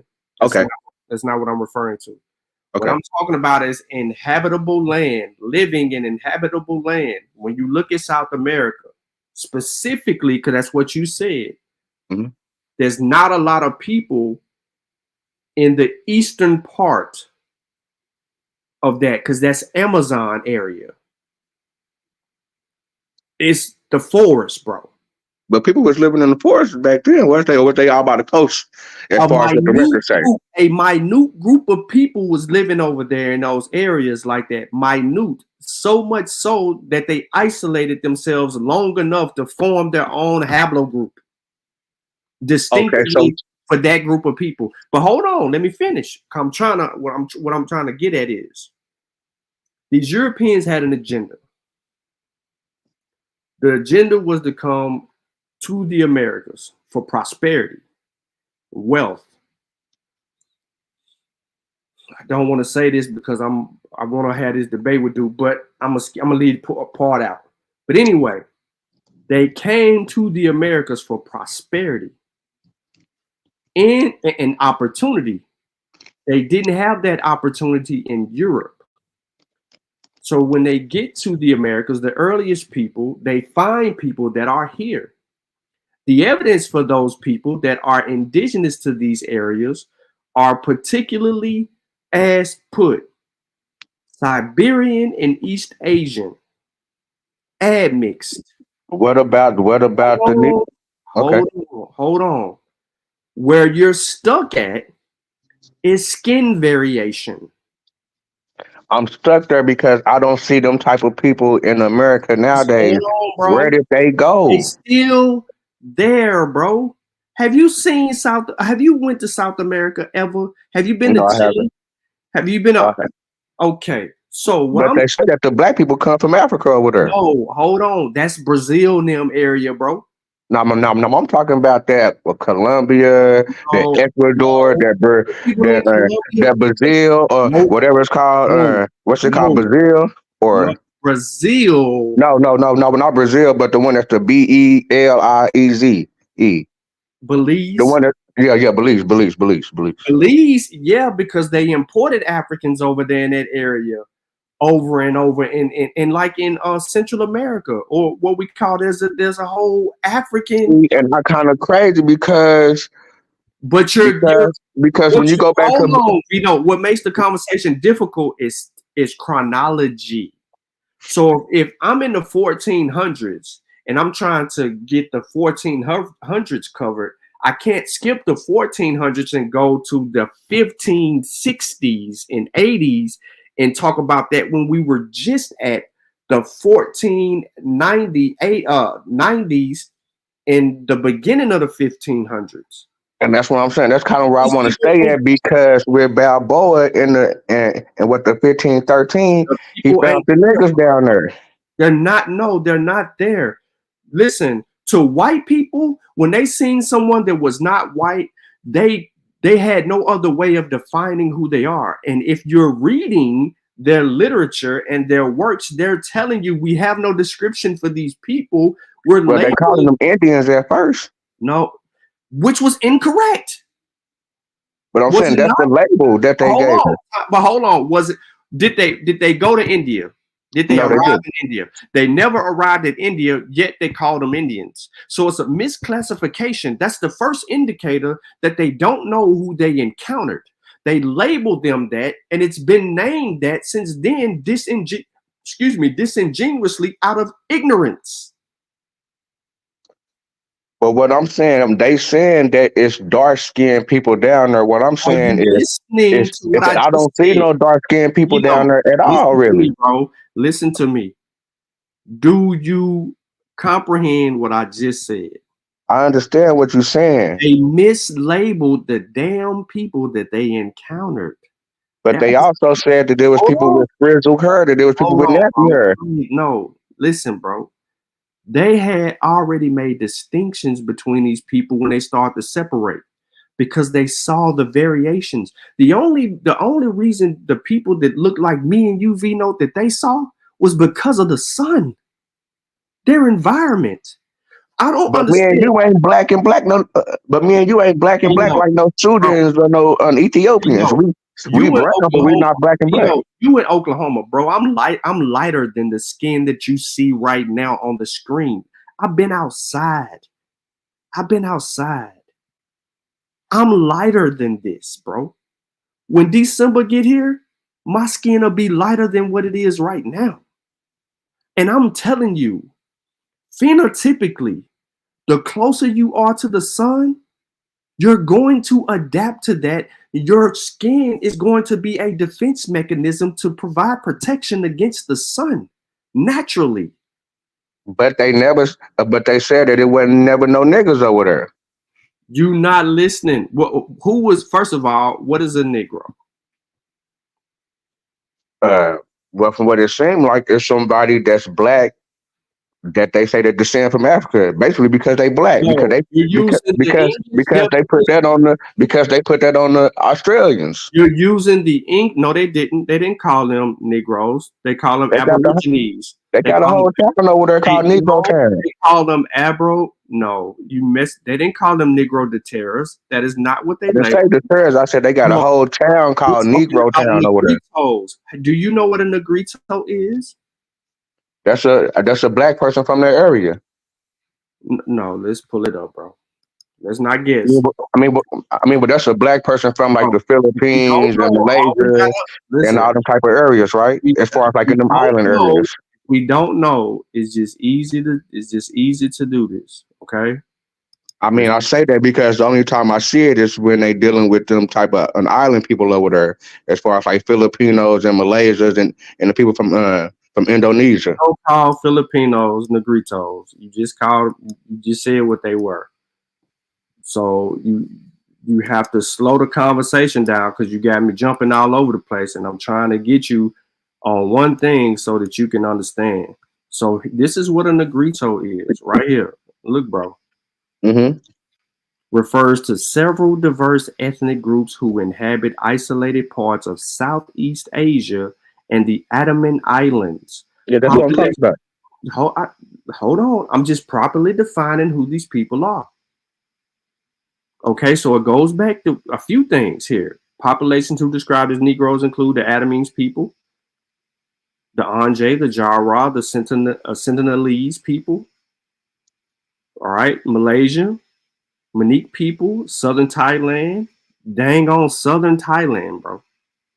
Aeta, Luzon, Ati, Tumadok, Pani, Mamanwa. Look at them. They don't look Negroish. The Mandana. And then the other, there's 30 other officially recognized ethnic groups in the Philippines. So would you think that some of the niggas that's in America is them probably? Hold on, let's get some understanding because this is the problem. The word Negrito is Spanish. Diminutive of Negro is used to mean little black person. The usage was coined by 16th century missionaries. That's the problem. Operating in the Philippines and was borrowed by European travelers and colonialists across Australasia to label various people perceived by sharing relative small physical stature to dark skin. So they compared them to who? The Pygmies. Contemporary uses of alternative Spanish epithets, negrillos, also tended to bundle these people with Pygmy peoples of Central Africa. So I know they just put that label on them, but what I'm saying is when it comes to the new world, hold on, Vino, slow down, bro. Slow down. Listen, we ain't gotta go 70, bro. We gotta go 15. We in the park. You know how we do when you're in the park, bro. We creeping. I'm staying in that same area, but what I'm saying is that in the area, but you trying to be in a Charger and I'm just trying to be in a Mustang with the top drop. You know what I'm saying? I got MC8 playing from the 90s, and you got Lil Baby and them playing. And I'm trying to say, hold on, bro. We ain't even on that type of time, bro. Just slow down. Walk with me, bro. Walk with me. I got you. Okay, so first thing that I need you to realize is, well, there's two things I need you to realize. Is first, right? The missionaries didn't know who they encountered. They have no way of knowing. They can't speak the language or communicate with the people to understand them. So what the missionaries do is they go back to where? Africa. And what do? Mislabel and represent a people based on what they learned because they experienced these little black people in Africa and they look similar to these little black people. So there's a misrepresentation immediately by European travelers. They're telling you this. The only way that we can compare these people to other people is who we already encountered. And they did this throughout history. And that's the lesson that you have to take in this approach right here, is that, okay, we're dealing with some Spanish missionaries. What knowledge of any other people that they have? None. So when they encounter these people, what do? They compare them to pygmies. So we have to admit right then and there, oh, they don't know the hell they looking at, bro. They looking at some people and then they saying they look like some people in Africa because they think they've seen these people before. But they see that they're different people culturally and linguistically and all these other things. They got these different slanted eyes. They don't look too much the same, but they kind of similar. So we're gonna label them this. And then everybody rock with that because they're the ones doing the writing and nobody gives a fuck to challenge it. But I'm saying the Spanish did that with the Negroes they were selling. They just put the Negro label on. What I say, bro, we creeping. So I'm trying to get you back into the thought of, okay, this is another example. We got two examples of misrepresentation and labeling of people. We got it in among these people that we're just talking about, right? The Negritos. And then we also have that in the Americas when it comes to who they saw in the Americas. Do you agree with that or no? I do agree with that. Okay, so let's go to the next step. So what distinctively would make them draw correlations to people in Africa these people in Africa that would have in common with the people in the Atomies and then the people in Central and South America? What do they all have in common? The burnt ones. No. The equator. Oh yeah. So we have to That's use. why I was bringing that up the other day. Yeah, I ain't trying to take you outside reality, bro. I'm trying to keep you right in reality. Right. So now that we know, Right. You've gone a stretch. All right. Now that we know you're signing football. Yeah. Yes, what's up? Shout out to him. What position? Wide receiver. Oh, okay. Back. We do all that. Yep. Trying to get him up in school, man. I appreciate that. Thank you. Yes, sir. All right. Good luck to him, man. You know what it takes. So now that we're on the equator, right? We're on the equator. There's something that these people have in common on the equator. That's sun. So what is the human thing to do? Adapt and mutate. In that adaptation and mutation over time, we're going to find a way to defend and protect ourselves. I'm going to give you an example, and this is just an example. When the Arabs and the Europeans came into certain parts of Africa, more specifically, they were covered up in places where people was not covered. You see what I'm saying? Because some of them did not have that protection against the sun. And they needed that protection against the sun. That's why you have skin cancers. you and me can get suntan and our skin get the peeling, all kind of stuff like that. That sun is dangerous. So you have to have protection.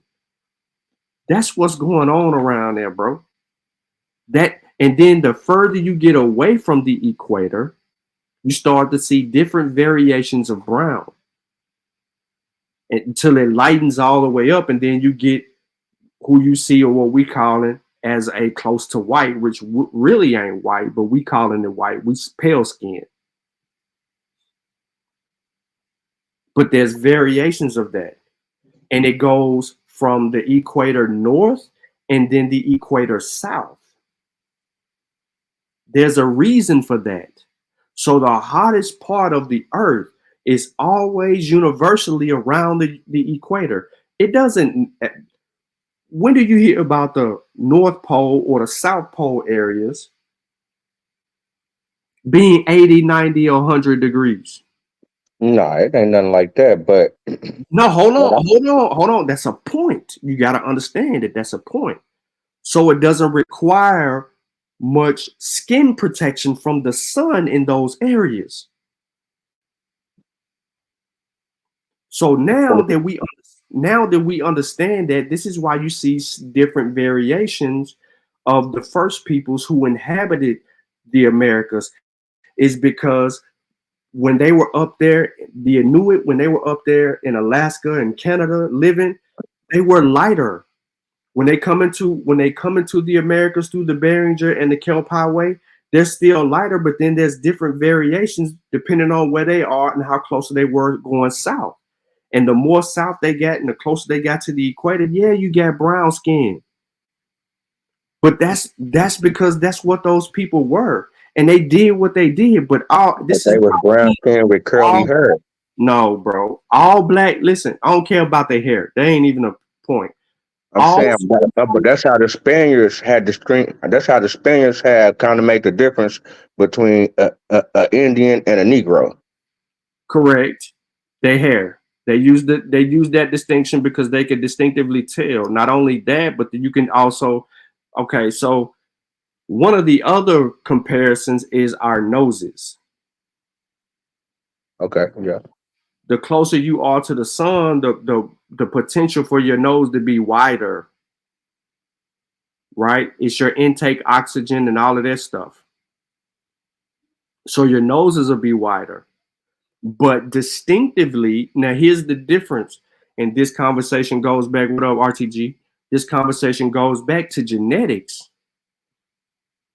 The first peoples contain archaic DNA at their lips, at their cheeks, at their chins, at their noses. They have distinct genetic markers that are closely related to the Denisovan and Neanderthals. And that's what the black people over here is saying, that we really don't look like the Africans. No.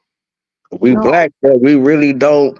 What like whenever about, like hold on, time out. Look at you, bro. Go get a mirror, look at yourself. Yeah, but I'm saying, like, man, I didn't been around Africans and all that, but which Africans have you been around, bro? Just any African that I never came across. Have you been around people from Senegal? I've been around people from where's my dude from? He was an Ethiopian. But no, you're not gonna look like Ethiopian, bro. All people. I'm just saying he's an African and shit like that. It was some other black. I mean, I'm saying it was some other blacks and stuff like that. But what I'm saying, they got a certain look. Listen to me, Vino. We don't look like all East Africans, bro. We don't even look like most Kenyans. We are from West and we don't look like a lot of West Africans. Yes, we do. Yes, we do. We resemble the same traits. So if we don't look like them, why you ain't took a DNA test? No, but I ain't saying that everybody don't look like. That's what I'm saying. But I ain't saying everybody. Because a lot of people are going to be listen, what you think that 20 to 25 or 26% European DNA do to people? What you think? What you think happened genetically? Oh, I mean, Do I don't you? even know. That's what I'm saying, man. That's where things kind of Oh, get you in kind the of. nihilism right now because you ain't understanding. Listen, ESTG, because that's what I'm gonna I mean, call because you. I don't know nothing about no white From people now being on, in the family or the 20%, so I don't even know where that would even come from. What I'm finna tell you. I'm calling you right now. I'm calling you ESTG from now on. That's who you reminding me of. Oh, bro. Ain't no wrong with that. I like ESTG, but I'm just saying y'all resemble for real on some real shit. All right, so my point is this, bro, is admixture, right? Will change you phenotypically. It will change you phenotypically. I don't care who you are. Admixture will change you phenotypically. That's why you got nappy hair. That's why you eat certain foods. You don't have an indigenous diet. You ain't raising corn, potatoes. You ain't doing none of that, bro. You ain't got no farm back there. I'm saying my peoples You come up growing, like that bro. eating cabbage and rice and If you and growing and something in and the and earth, and, bro, and, and it ain't. sake and all that type of stuff. You know what I'm saying? That was just a couple of generations ago. You know what I'm saying? My people's come. We from the woods out here. We from like the deep woods out here in Oklahoma. And it's like I say, like I understand what you said, but when niggas really just ain't, when niggas really can't just say, yeah, niggas is, cause like the Africans can say, yeah, you know what I'm saying, I'm a nigga from over here, or I'm from here, I'm from this tribe, I'm from this tribe, I'm from this tribe. But niggas really can't really, stamp that. You know what I'm saying? Niggas really That's can't not stamp true. that. Stamp what? As far as like where we from, like as far okay, nigga, Do you know I'm from why? here. Do you know why? I mean, but I would think that everything was Hold documented, just like everything is documented back in the 14 and the 15 and the 13. I asked you a question. Do you know why that is? Why some people struggle to find who they are? Do you know why? Because there was a lot of different countries going on back then as far as who had control of certain people, and there's certain histories and certain areas where you ain't even gonna look at. The circumstance was confusing. So imagine this. You have 5 kids, bro. 5. I come to your house where you at right now. Kick in your door with 50 people. You ain't got no chance of up nothing to protect or defend yourself whatsoever. I'm on you immediately. It's 50 of us, and it's 3 or 4, it's 5 kids in your house, and it's you and your old lady. We take you, her, and all your kids. We get 7 people out of that house. We put you in a cage for a week or 2 weeks, or it might even be a month. But they was documenting where these people were from. Hold on. I don't care about what they documenting. That's what we're looking at right now for the primary sources. Hold on.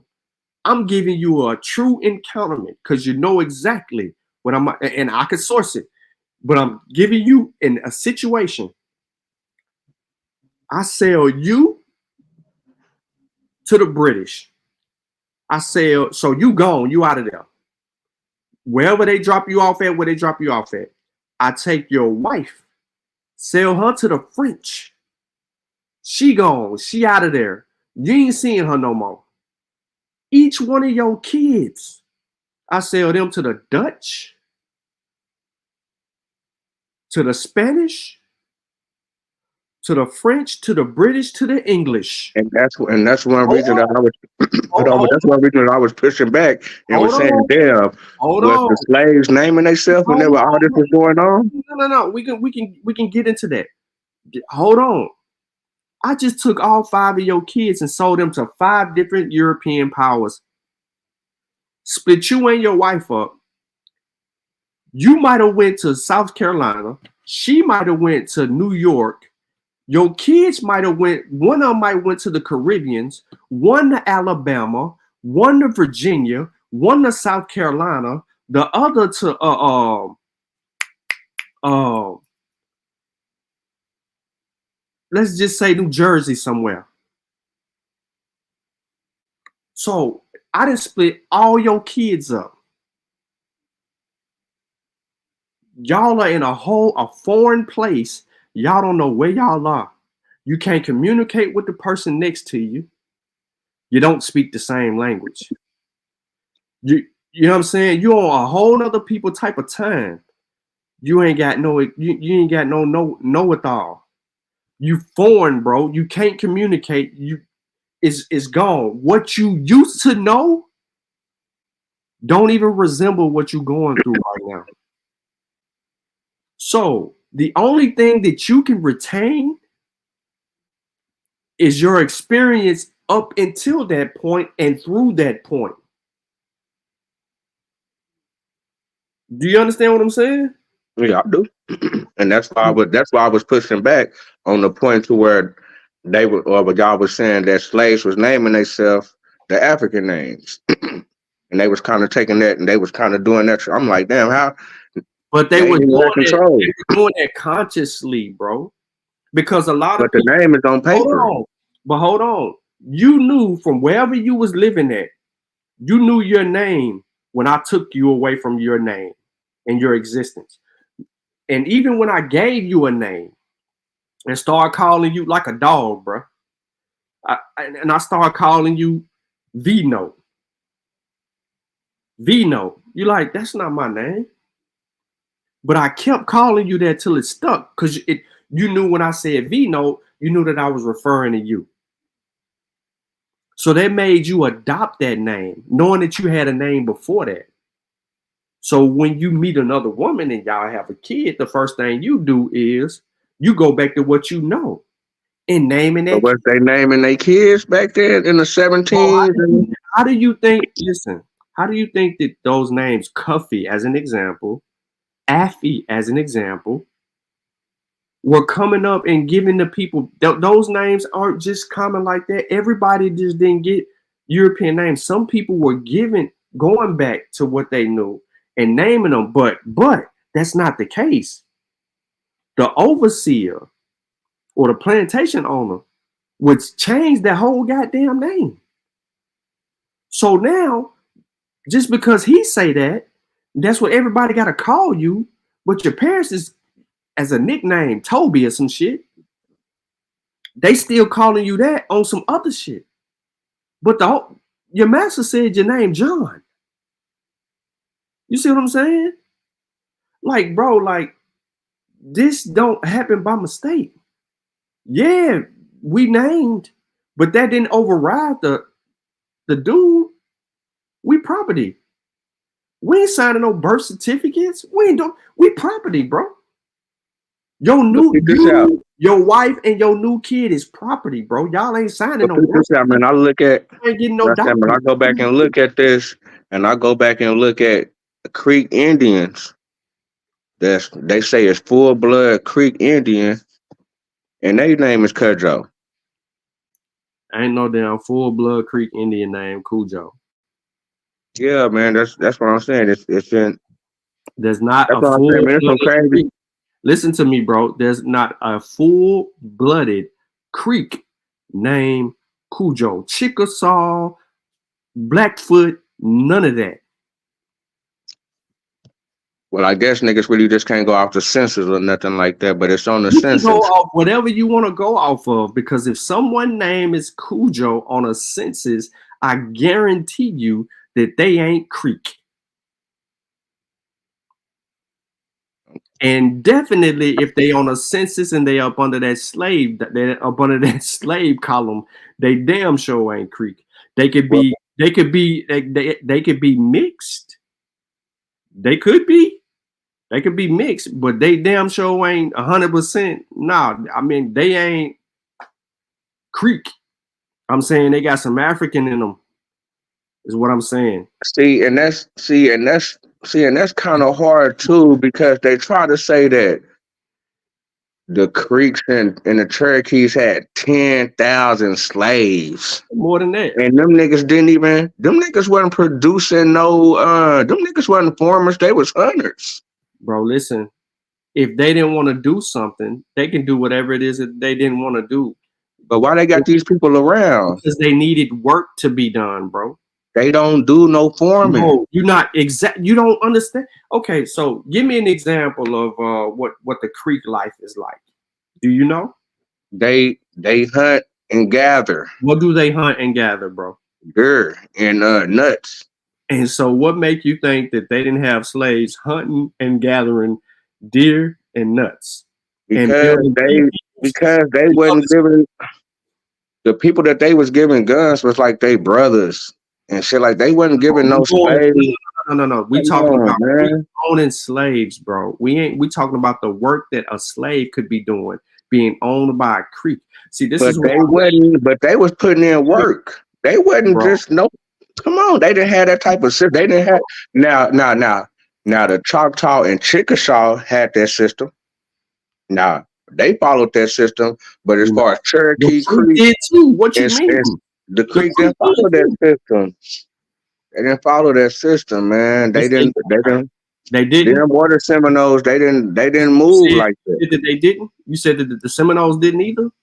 No, what was they forming? So let's just get you a basic understanding of slavery among Native Americans in the United States. Okay. Slavery among Native Americans in the United States includes slavery by enslavement of Native Americans roughly within what is currently the United States. We're going to keep going.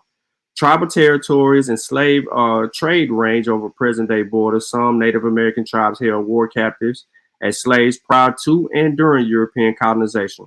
We already know all of that. So traditions of slavery by Native Americans. Many Native American tribes practiced some form of slavery before European introduction of African slavery into North America. We know that.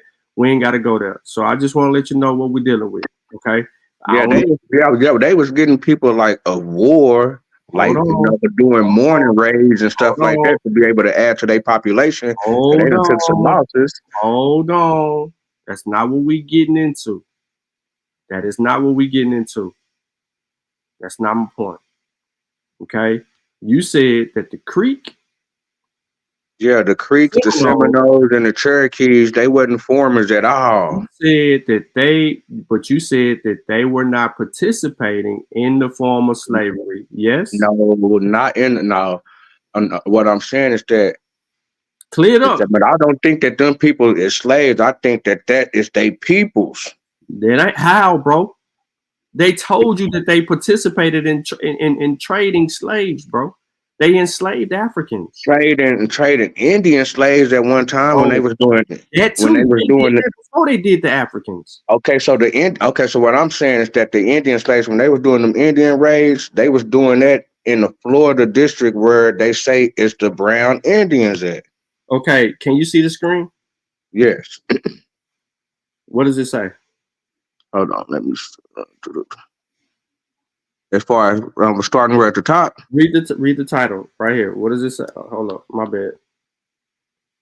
It's kind of small, but I'm gonna get it though.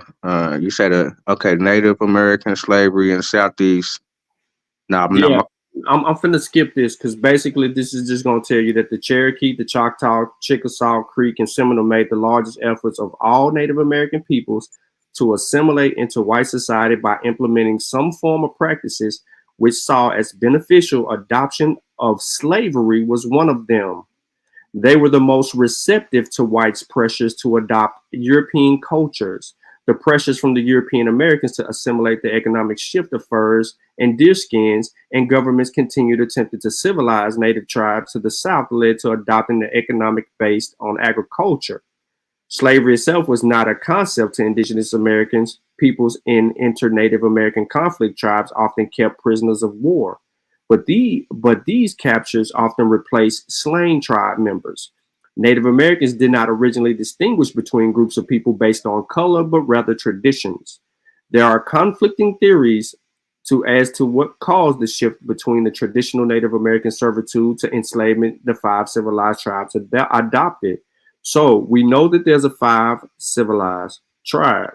I went too far down because I didn't want to do all of that. I wanted to kind of stay right here. But the Seminoles was the only ones that went to war with them out of all of them. Hold on, bro. They all enslaved Africans. The earliest record, listen to me, the earliest record of African and Native American contact occurred in 1502. when Spanish explorers brought an African slave with them and encountered a Native American band. Thereafter, in the early colonial days, Native Americans. 1502. Who was there? Bro, listen, they were coming since 1490s. I know, but this ain't nothing but a few years after they first came. 10 years later. I'm saying, man, they didn't even start gold mining until 1505. This ain't them coming into contact with African slaves ain't got shit to do with gold mining, bro. You have to quit jumping around. I'm saying that's why they was importing them over here at first. Bro, listen. You're talking about some people that was part of I figured it out. You have a comprehension problem. You have to stay quit going. You're going too fast. Every time it's too much game. No, it's too much game. There's no game. Where's the game at, bro? We read. I'm saying it's too much information to just stay at one spot. Cause you gotta take everything in the account what was going on at that time. You have to quit being microwavable and organize the facts. I told you earlier about chronology, and you tried to run away from chronology. You went to a whole nother direction. I keep going all these other places, and I'm trying to just stay in one spot slowly. Listen. Okay. So let's build there. Let's build off here. I need you to listen. I need you to listen, bro. I need you to listen. I don't need you to do nothing else but listen. The earliest record of African and Native American contact occurred in 1502, when Spanish explorers brought an African slave with them and encountered a Native American band. Thereafter, in the early colonial days, Native Americans interacted with enslaved Africans and African Americans in every possible way. Native Americans were enslaved along with Africans. Both often worked in European indentured labors. They worked together, lived together, communed quarters, produced collective receipts for food, shared herbal remedies, myths, and legends, and in the end, they intermarried. Okay, let's stop right there. I'm not done. It's not done. Because both races were non-Christians because of their differing skin color and physical features, Europeans considered them other and inferior to Europeans. The Europeans thus worked to make enemies of the two groups. In some areas, Native Americans began to slowly absorb white culture. In time, some Native American tribes came to own African slaves, which brought us to what we just read earlier about the civilized tribes. So I wanted you to see and read the very first paragraph, but if you can't see because you're on your phone, I understand it. But it says but I can see it. I can see it. The Cherokee, Choctaw, Chickasaw, Creek, and Seminole made the largest efforts of all the Native American peoples to assimilate into white society. I'm repeating that again. That is why they are the 5 civilized tribes. Man, the Seminoles and the Creeks, they didn't start having kids with white people. When the people came from the north, the Creeks came into Florida, they was already, as far as dealing with the white folks. Seminole was already in Florida. So why are you bringing the Creek to Florida, the Seminole there? Yeah, and them is the brown skinned people. Okay, so what evidence do you have of the Seminoles being the brown skinned people? Because the Seminoles being in Florida. Okay. The evidence that I have is that the evidence that I have is that it's on maps going back to the 1600s saying that these is the Seminoles over here. If I told you somebody was in Florida in the 1500s, I said they called them Seminoles. No, if I tell you that there was people that was in Florida in the 1500s. In the 1500s. Yes, the giants. They knew the difference between a Negro and a goddamn Indian. Your conversation is minute and dead at that point. Are you aware of that? So would you just going off the hair texture whenever they come to that? I'm not going off no hair texture. Because we just agreed earlier that they said that the brown skin was Indians and that the people with nappy hair was the Negroes. Read this, bro. Read this. Okay. Read that first. Slavery itself was not a new concept in indigenous American people, as an inner Native American conflict tribes often kept prisoners of war, but these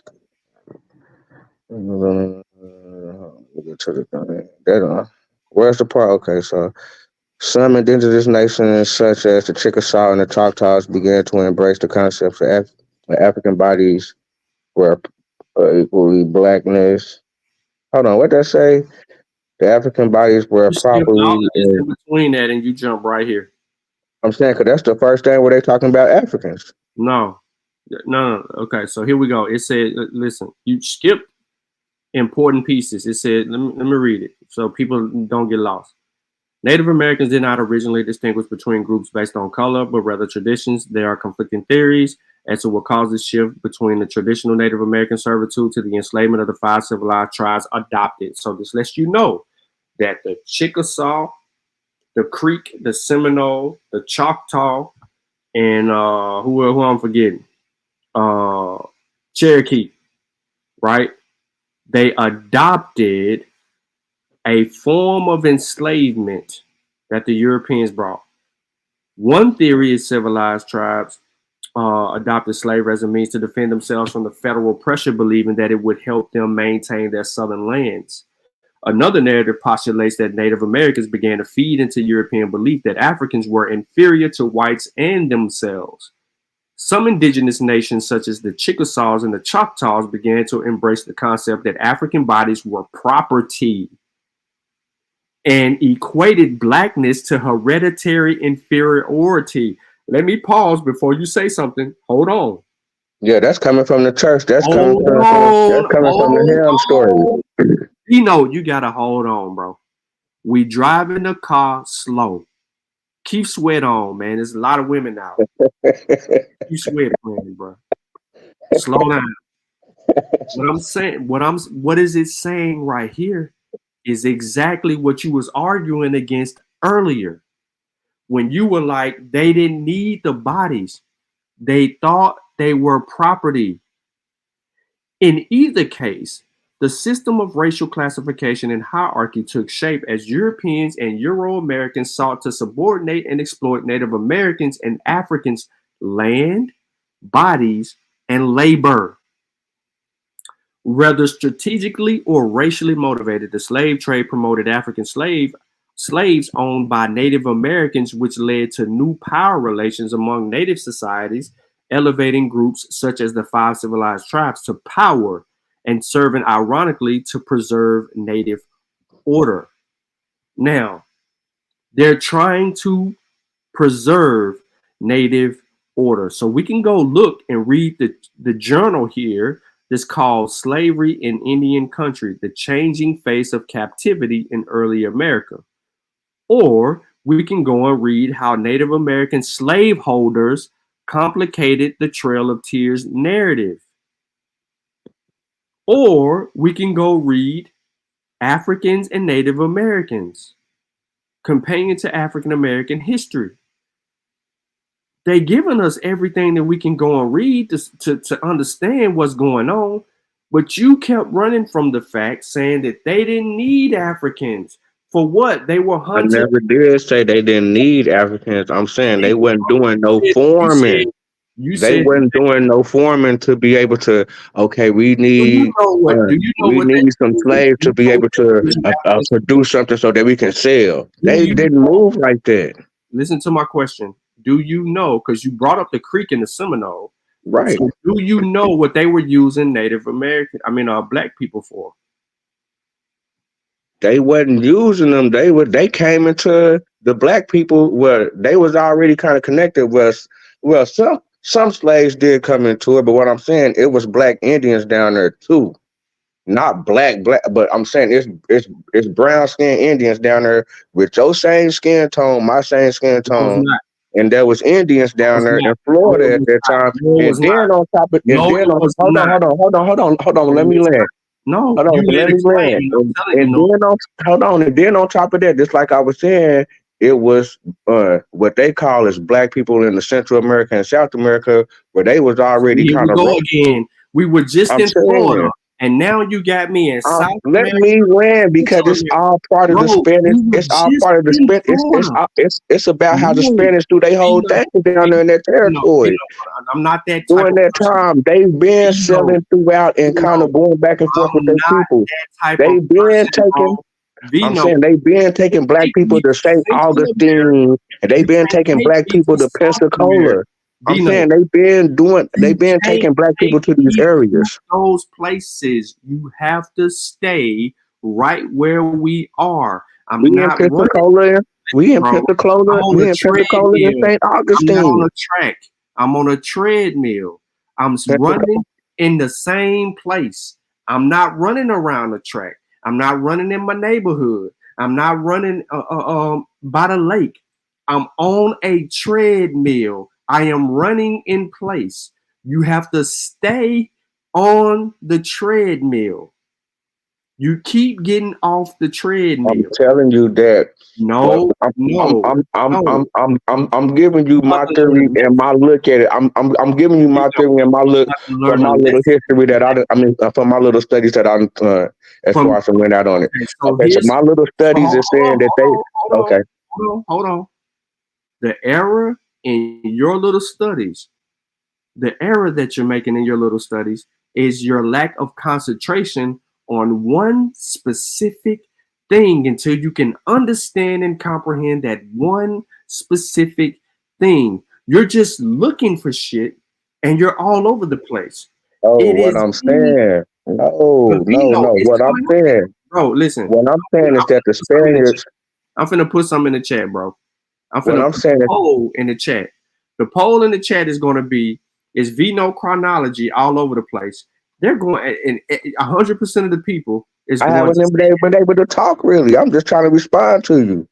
I understand that, but I'm trying to have you respond to what we just discussed. We And you, talking about the blacks and the Indians as far as they slavery with the Africans and them having the many numbers as far but as you went to them Central, being slaves like you how went to white people Central use South America, slaves. bro. You went to They don't, Central, but you went the reason that I went to Central America is There's because no I'm reason. saying the reason that I Do went we there is because understand I you know use that they was bringing up black people from that area and putting them in Pensacola and St. Vino, Augustine. Vino, did these tribes see black people as inferior and as property? Yes or no? They see them as brothers. Okay. You said that they see them as brothers. Where is the evidence that they see them as brothers? Because I can give you examples of them seeing them as property. And I can give you an example of where they Bro, gave them you just wives. read a source and we ain't even dealing with the source. The I source got it. just told you that they saw them as inferior and So as why did property. so Do why did you son hold on? why did Do son you give them agree or wives? disagree with the source? Yeah, some of them did. It's like I say, the No, no, no, Choctaws no, and no, no, no, Chickasaw. no, no, no, Not all no, no, no. Indians move It like that. said I don't all agree. No, five no, I don't adopted agree. I don't agree. European culture. I don't All agree. five I owned don't agree with that. Africans as slaves. I don't All agree with five. that. All I five. don't agree with that. Okay, so what evidence do you have that we can review so we can understand why you don't agree? Don't give me your opinion. I need the evidence to understand why you don't agree.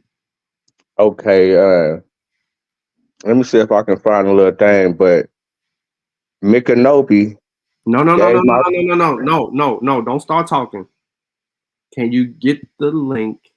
Put it in the chat. Let's read it together and see if this see if this qualifies as evidence as to how you drew your conclusion to not believe that these five civilized tribes didn't see black people as inferior or as property. because the No, no, no, no, Seminoles. no, no, no, no, no, no. Vino, I'm asking for your I'm source. saying, can I talk and then I'll go get the source? No, I want you to go get So the you want me to go source. leave to go get the source? I want you to go get the source, and then I want you to talk so that we can be on Okay. the same page with you and your source. Okay. All right. All right. While you doing that, Vasa, what's up, bro? What's good, bro? I ain't got too long Hey, about both you of know. y'all in Oklahoma, so you need to get him right, Vasa. Man, I done already tried, and he ain't gonna listen.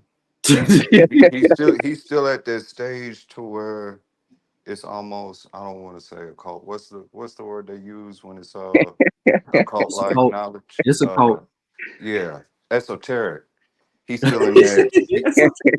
He's still searching for that esoteric. I found something they ain't teaching shit. You get where I'm going? Yeah, that's a good esoteric. But to just to really make it simple with Africans migrating into native lands. And you kind of spoke towards the question I said to ask Vino. The individual, me and you probably know this, he probably don't. Is Estevanico or Stephen Moore? Yeah. That would have been the first black in Oklahoma. But if you dig deeper, as he starts dealing with the Navajo and more Western tribes, there's a doll made in his likeness. But if you skip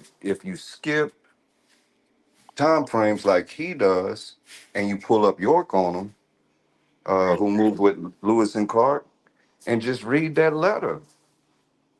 Just read the letter of what the natives were saying, that they've never seen a black person before. That's in certain areas. No, we have several instances. But then again, but just like I was saying, I asked you to go get a source. Why'd you? No, I'm muting you. I asked you to go get a source. I'm muting you. I ain't kicking you. I'm muting you. But no, Vino, real shit, bro. Listen, we have examples of when Native Americans first encounter black people for the first time. We have examples of that. We've read them before. And I was gonna save some of them potentially for this debate with AP, but I don't even need that, because that would be me arguing from as if I'm saying something else, and that's not my case. I don't need to do that. But I'm finna show you something, and we're gonna go through this together, right? But Vasa brings up a great point. If you read those things, he's absolutely correct. But let me share my screen real quick. Cause we still waiting on your source. Okay, so before I put it up, I'm gonna bring up that Micanopy gave my people's wives. My people's was at the table with the government. Was the interpreter. His name is on the treaty. They say he was a leader. He had his own town. Hold on. Can you give us the source? And can you see the screen? I'm saying that's Negro Abraham. No. I need the source in the private chat. Drop what you read from in the chat. Micanopy and Abraham is not the same person. We went through this on Nada C's channel. Oh my god! I know. Hold on. What you say? Listen. Say it again, That is Bob. not the same person. That is a totally separate individual. Negro Abraham and Micanopy is not the same person. I didn't say they was the same. I'm saying that Micanopy gave Abraham. Well, then you're conflating to the audience, because one minute you'll sit back and say Negro Abraham is your people, but you're speaking about Micanopy at the same time. Because Micanopy gave him the wife. That's why I was telling him that they gave him a wife. No, he don't get it, Vasa. So hold on, real quick. They gave him a wife. He had an Indian name. They labeled him as a leader. He was killing. I mean, he was at the table. He was speaking for them. Whenever they, I need you to listen, bro. I understand that you want to get your shit out. That's why I asked you to get your source. But I need you to listen. Some Indian statistics. The numerical strength of these tribes, according to the latest advice in the department, is as follows. Cherokees, Indians by blood, 14,800. White Indians by marriage, 700. Black Indians by treaty, 3,500. Total, 19,000. Creeks, Indians by blood, 11,700. White Indians by marriage, 60. Black Indians by treaty, 2,500. Total, 14,260. Choctaws, Indians by blood, 14,700. White Indians by marriage, 1,300. Total, 16,000. Chickasaws, Indians by blood, white Indians by marriage, 5,600, 200, 5,800. Seminoles, Indians by blood, 1,936. White Indian by adoption, 1. Black Indians by treaty, 506. Total, 2,443. Total of these 5 nations was 57,503. The Black Indians by treaty are the freedmen who were held by these tribes as slaves. It will be seen by the above table that the mixed bloods is increasing very fast. This is from December 15th, 1923. My bad, not 1923, but this from January. Well, not a coincidence, posted this on that date, but it's from the Pittsburgh, Pennsylvania, 1878, December the 9th, on a Monday article. It's going back. You want us to go further? I should have logged in. Vino, do you understand what I just read? Yeah, man, I understand I understand that. And what But I'm hold on, saying you with also understand that you're making an error as it pertains to what you're talking about Abraham and all of this shit. what you mean? Hold on. Put your Hold on, source in the stop chat, it, bro. man. Put your source in the Well, chat. man, what? Okay, so what you said? Okay, Post, man, post the that's source. crazy. Post the source. I'm saying No, I'm it's saying crazy. That's no, crazy. Vino. Before you speak, provide us the source, please, brother. Okay, hold on. I'll be right back. Okay, go ahead.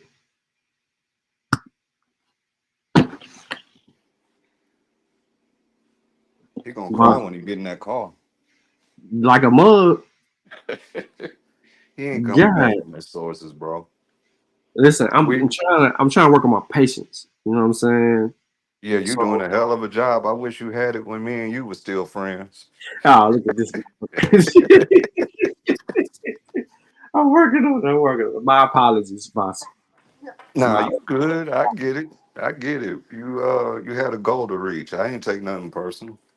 Um, you was just focused. Ain't nothing wrong with that. But now we literally had these very conversations a couple of nights ago, and had to no. apologize to Nada C because as patient as I try to be, B Note will take it away from you in a heartbeat. Um, he will. And he know better than this. He know his elders ain't teaching him this out here in Black Oklahoma. He know that.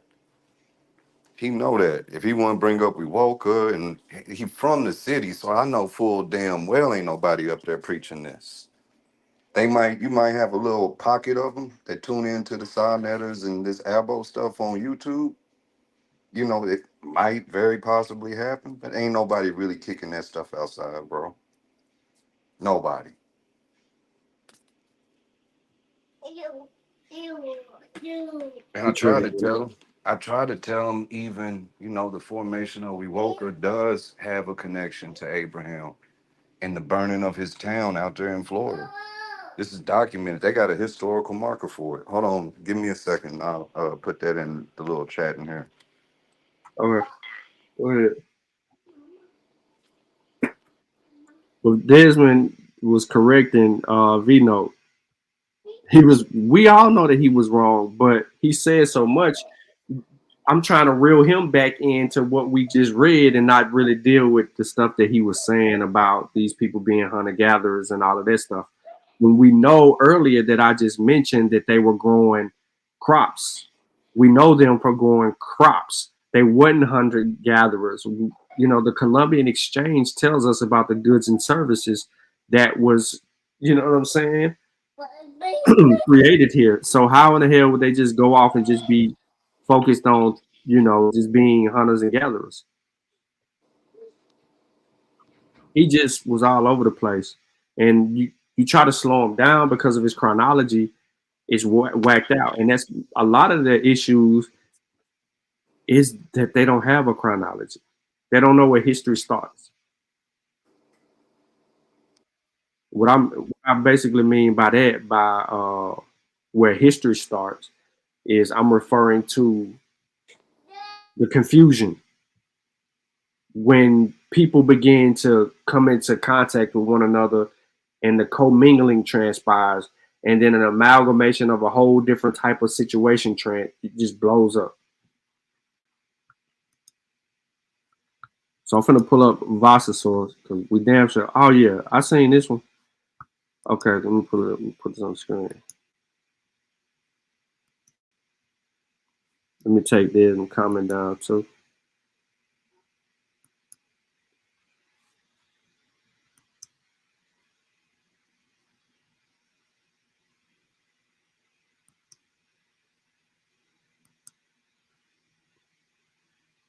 But I just hit this button to share my account. I'm about to say.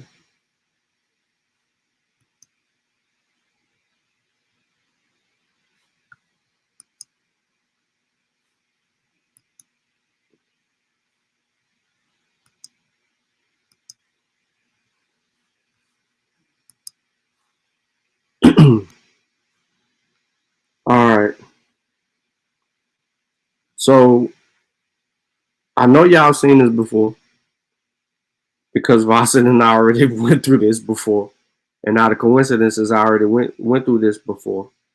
But here's where we are. Okay.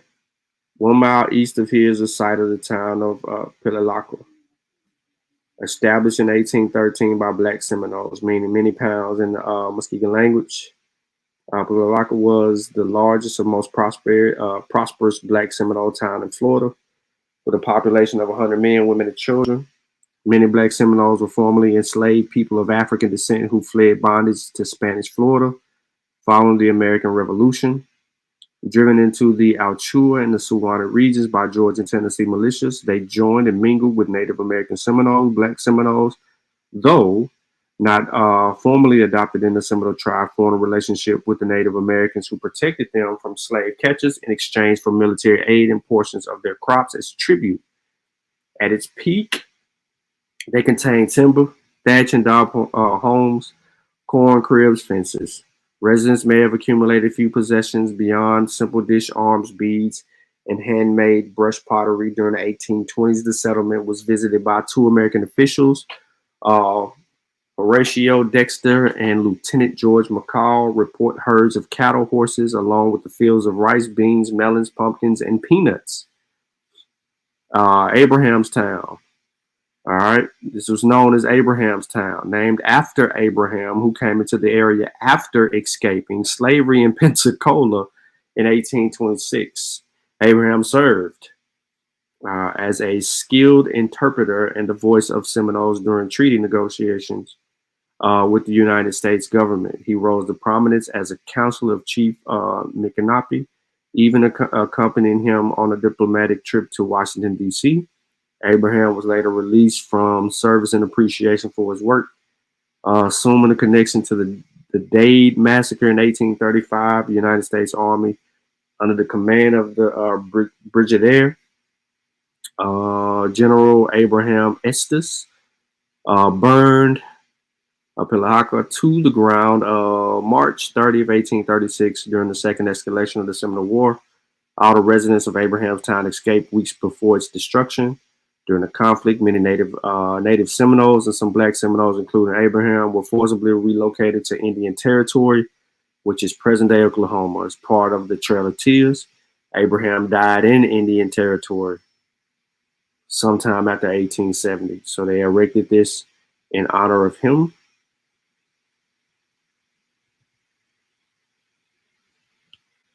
And there you have it. And that's how you get the formation of We Woke It, bro.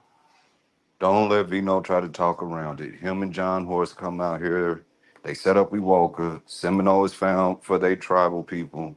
They set up We Woke It. They bounce back and forth to Mexico because they trying to settle. They trying to figure out what they're going to do, right? But that's the formation of We Woke It. It even means barking water. It was set up by a little stream. And that's why there's such a heavy population. Well, it used to be such a heavy population of blacks there. And it's one of those all black towns, not old, but it's one of the old original all black towns that kind of faded away from history. And the story just got covered up. But there is intermingling, you get what I mean? And none of us have ever denied that. But to sit back and say we always been here and we the originals, that's just false chop. Real. Lamar said, bet you're a pygmy person. No, you're absolutely correct. You're absolutely correct. From my view, so there's been a lot of scientific data that came out about the whole child sacrifice situation, and that evidence also furthers the understanding, our understanding of who these people were in those cultures that participated and practiced those things. We use that as evidence. Thomas Oklahoma said that Vino is all over the place as usual. That's why he kind of feels like, in his own sense, I could say today he's talking a little bit different than he usually does, but it's still the same psychobabble. You just got to have the patience. But he doesn't understand chronology, and then he definitely doesn't understand the skin gene and its variations. He's stuck where he's stuck at. He does not want to use the tools to get himself unstuck, which would be science, because he's not too literate in science or any other subject.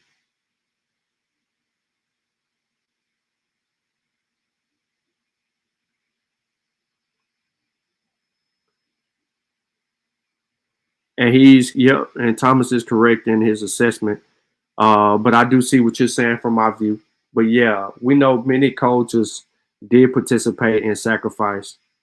However, yeah, at this moment, the Wabos don't know nothing about that. The Wabos don't know nothing about a few archaeological sites, digs, and etc. So I'm gonna bring up his other source because Vasa just decided to just debunk him before he even can bring a source. And this is what is this? How you say it? I would say Chakwani, but I don't know, bro. What Chakwana? that is, in a short summary, because I'm feeding my little boy. That's the dog that the Western tribes Uh huh. made in the likeness of Stephen the Moor. So this is when you get what I mean. There's stuff out there to document certain things. You know, you even got the tale of and big up to Gerald Horn because he's the one that brought attention to me to this individual to me. It's not like he personally told me, but it's in one of his books about a black man leading those Paybo revolts out there. So there's accounts and stories of us there. We got a beautiful story we can tell in this hemisphere.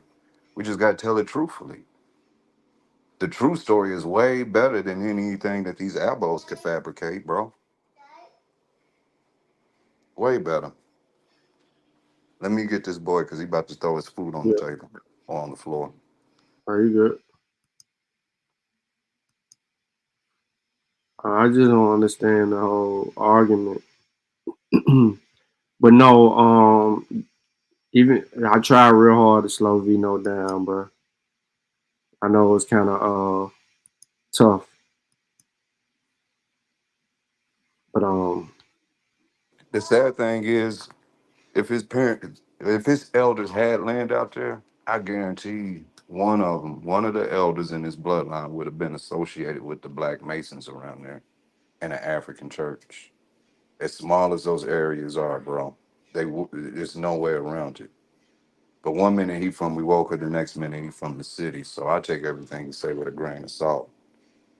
But I'm from here, you get what I mean? So I know how things somewhat operate. What I'm privy to see in my lifetime, that is. But just stuff to think about.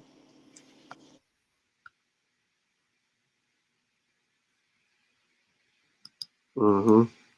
A good question to ask him is, what's Juneteenth in Oklahoma? You can start from there. And why is it celebrated here?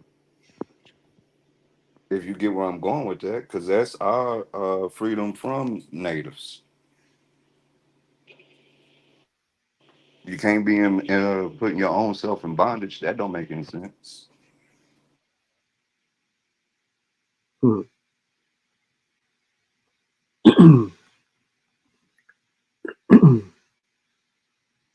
Man, I don't know. I don't think he coming back. He might come back, but he gonna move the goalpost. The goalpost will be something totally different.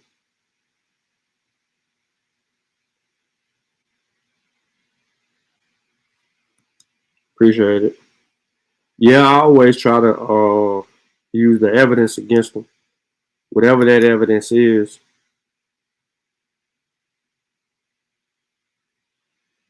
I think from my review, you kind of like drifting from it, like generally. So you kind of, I think you making an argument where one ain't necessarily needed in a sense, if you understand what I'm saying. He's not denying human sacrifice. That would be illegitimate. All cultures practice that, but for the topic that we're discussing, which is your point, we have evidence of that in the Olmec Mayan and the Aztecs, etc. So, man, I really want to have that debate because that's some stuff I wanted to get out, but BAP ain't showing up, bro. I don't think I'm gonna ever do it, so I probably just do it as a presentation, and then kind of go with it from there because I know what I'm doing from that point. And when I argue it from that, if he wants to respond, then he might be able to respond to that, but it ain't gonna help him at all. So, he gonna run into some problems. But they think that, you know what I'm saying?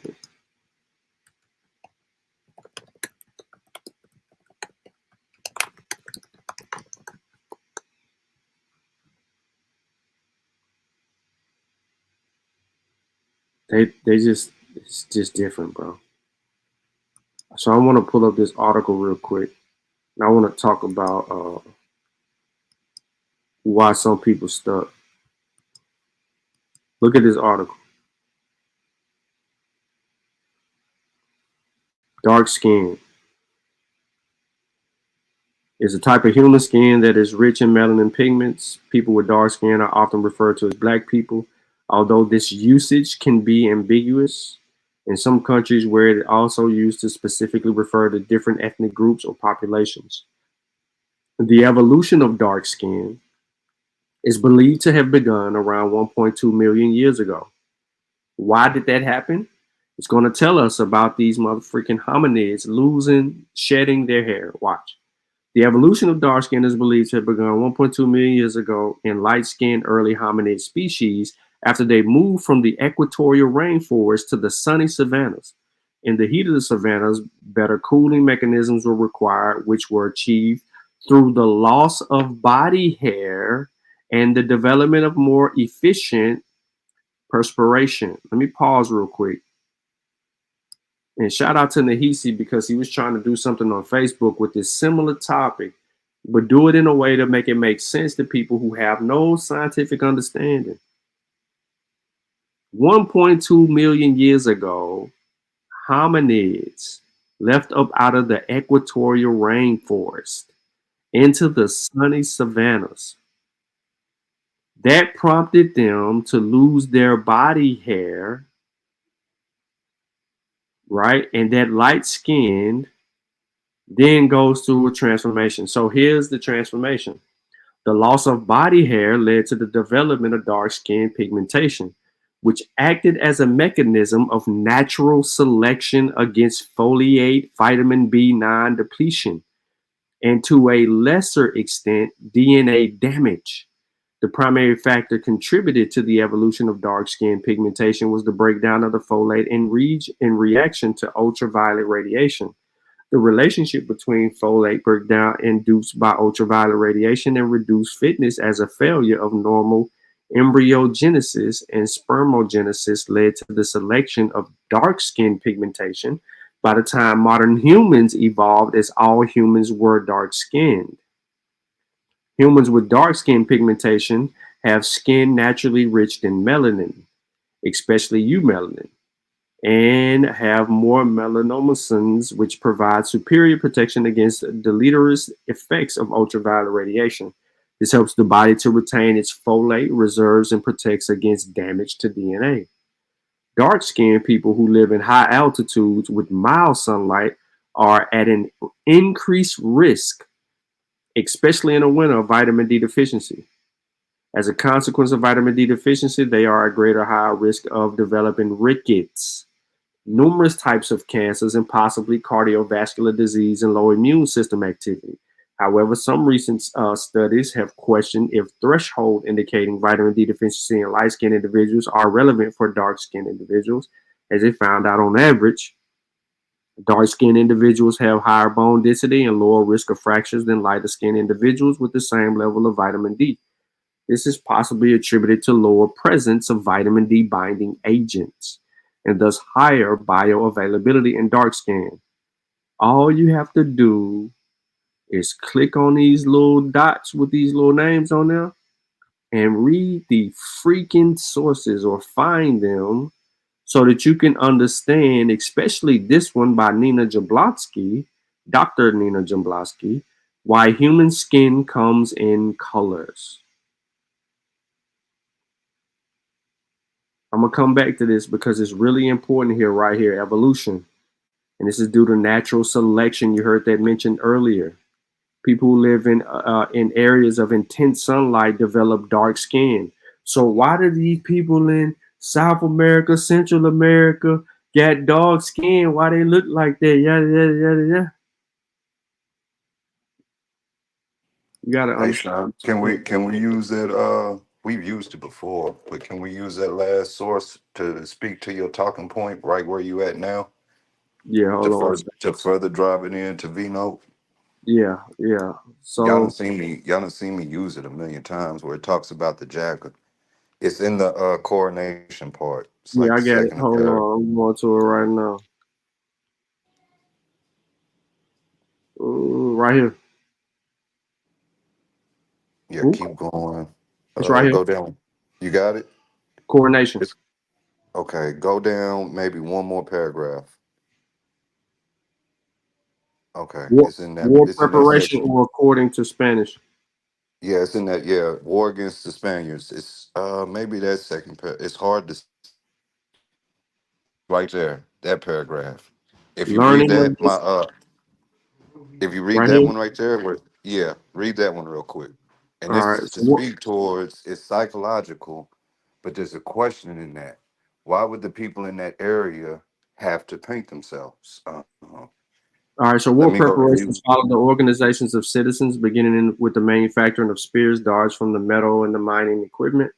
These were added to the kingdom arsenal, initially composed of swords that had been gathered during the siege at the mines and the bows and arrows brought by the natives and joined the cause.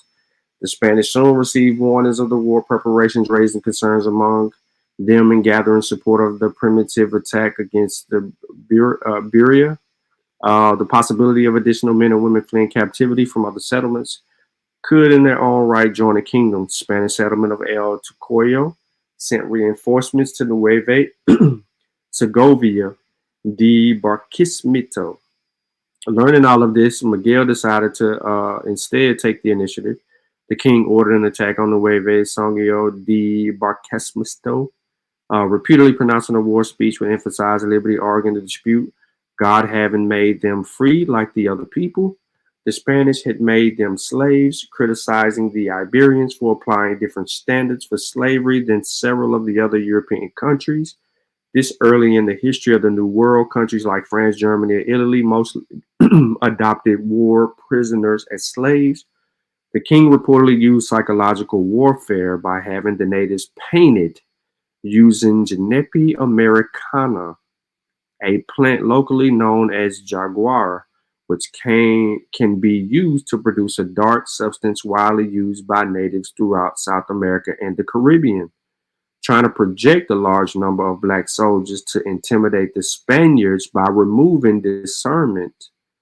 Weapons were assigned according to expertise, with the natives receiving bows and arrows and Africans receiving spears made from mining tools. Assorted swords were also distributed. Pause. The king reportedly used psychological warfare by having the natives painted using Genepi americana, which is a plant locally known as a jaguar, which can be used to produce a dark substance widely used by natives throughout South America and the Caribbean, trying to project a large number of black soldiers to intimidate the Spaniards by removing discernment. So their reason for painting themselves was to project a large number of black soldiers to intimidate the Spaniards.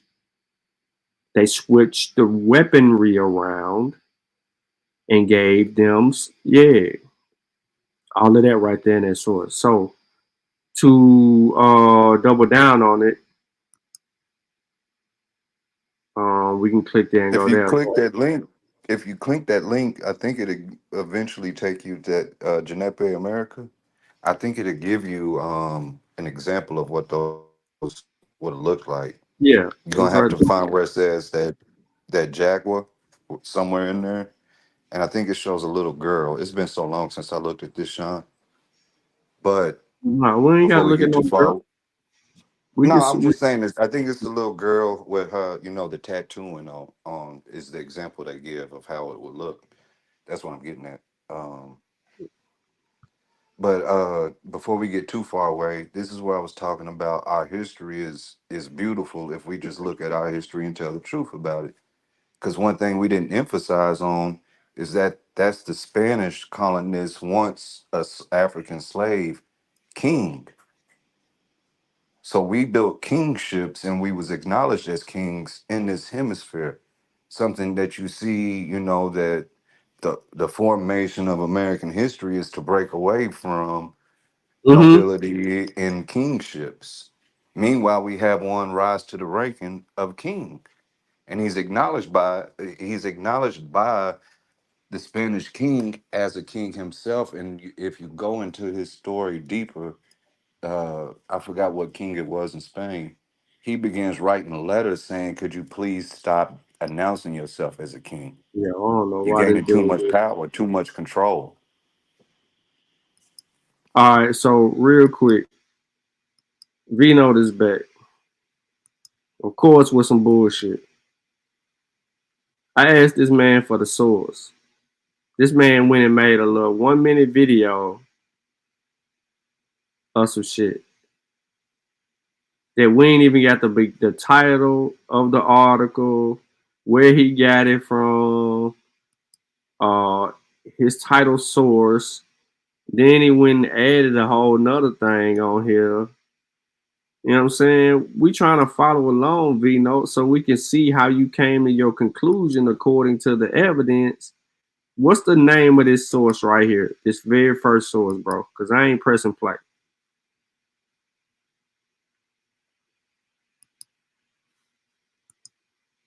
Can't hear you on mute. I said it ain't no words or nothing, and like it ain't no talking or nothing on there. I just got the picture on there just to show you that Yeah, but where he did you was get married. this that you screenshot it so that you can make this little video and upload it? Where did you get this first image? I got it from a Seminole. Uh, What's the name? What's the title of the article? I don't know it right now. I have to go back and go get it for you. Can you do that, please? But let's go to the other one real quick. We'll come back to that. Okay, so what's the source for that? The source says that's the Moultrie Creek signing. The what? The What's the Moultrie Creek. name of the source, bro? That's the Moultrie Creek right there. That's the whole article right there, and everybody that signed it right there. What's the no, no, no, no, no. You ain't understanding. What is the name of the source that you got it from? Which book? Um, I don't know, man. I have to go exactly to see, man. But that's what it is right there, man. I mean, Vino, hold on. just down and blow it up real quick. Vino, I can't blow it up. When I put a source on the screen, can't you see the whole screen and read it? Yeah, can you zoom in on it? No, I can't. It's a YouTube Okay. video. Well, we're gonna go. We're gonna go to the end a little bit No. because I need to know which treaty this is. The name it's the of Moultrie Creek, Sean, the it's the Treaty of Treaty of Moultrie Creek. Moultrie Creek, and what that did was that allowed them creeks down in Florida to stay on Hold their on, land. Vasa. What's the name of the source? You know the name? His book, I don't Because know. we know what happened with the creed. We can speak to that. But what I'm trying to do is pull up the actual source. You're gonna have to ask him that way, Sean. Quit saying source. Just keep asking what book he got that from. Yeah, what And book we did don't you know. get it from, V-Note? I don't know, but I'm gonna have to go back and go search. You know what I'm saying? I just took a screenshot Hold on, of time one out, day. bro. So you was sitting over there Google. You got off the live to I'm go saying, nah, Google. man, I already had these pictures from way back. That's what I'm saying. I already had Bro, but this. these pictures don't benefit you because you need But you context. mean it's from a source? You know what I'm saying? I just gotta just But go we find a don't source know of where what I got it from. source. We don't know. But it's a legit source. We don't know what source, and we don't know the context of the Man, source. a You nigga got man. Just like I say, misrepresented. man. If you go just like I said, I just wanted to show you that he was married. He got married to the Indians. We Mickanobi gave already him. know. We Matter of fact, already know. We read all it's of that. Billy Boss Bowleg's ex-wife. bro. He beat I'm you just to the saying. he beat you to the punch, bro. I'm Vasa just saying. blame He Vasa. was doing okay. He was doing all these things. The Seminoles supposed to be the worst killers, What year was supposedly. this? What year was this document? I want to say what 1825. So you're saying this was a treaty? Was it the Treaty of Indian Springs? No, can't be Oh, that. this is the Treaty of Moultrie Creek. There's nothing called Yes, it is. Yes, it What? is, Sean. Okay. Moultrie, I think. Oh, okay. Yeah. So, okay, he's just saying it wrong. Yeah. And what he don't get is them creeks got to stay in Florida in the central parts of it in return of making sure that they captured African runaways. Moultrie, not Yeah. Moultrie. Okay, I'm gonna Moultrie. blame that. Yeah. I'm gonna blame that on the gold teeth. I'm gonna blame on ESTG. I'm gonna blame it on your gold teeth, bro. But the treaty was known as a treaty with Florida tribes and Indians was an agreement signed in 1823 between the government of the United States and the chiefs of several grounds and bands of Indians living in the present day state of Florida. The Yeah, treaty, he was a chief. hold on. The treaty established a reservation in the center of the Florida Peninsula. It also ceded all coastal lands to the United States. Government and the U.S. wanted to control the overseas trade between the Florida and the Caribbean. The indigenous peoples of Florida had largely died out by the early 18th century. Various groups and bands of Muskegon speakers, Yamasi and Uchis, moved into the area, often with the encouragement of the Spanish colonial government. These groups, which often lived on both sides of the border between Florida and Georgia, came into increased conflict with white settlers. After the United States became independent, the United States acquired Florida from Spain in 1821 by the means of the Adams-Onis Treaty.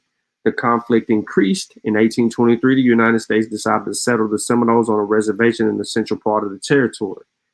A meeting to negotiate the treaty was scheduled, and yada, yada, yada, yada happened.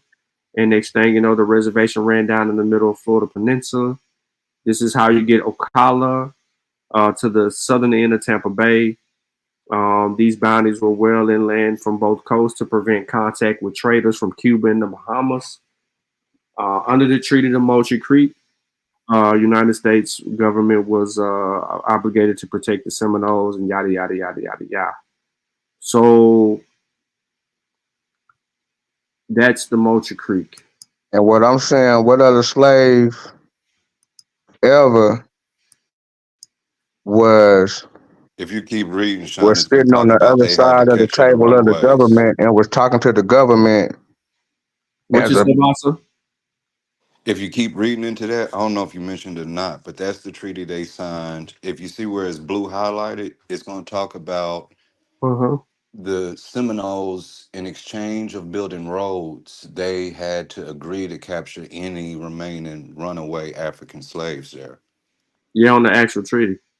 Now, if you go to the one I just posted in the chat in here, Mm-hmm. Nicole's outpost, it's important, and this is what I was trying to tell V Note in times of passing. There's a very, very important highlight sentence in that other treaty that I Hold on, posted in here. let me get it. Hold on. Right here. Treaty of Yeah, Nicole's Outpost. yeah, and it's going to say something very profound in that. It's going to talk about this is the formation of the ethnicity called Seminoles. Because prior to that, they was going by their indigenous names.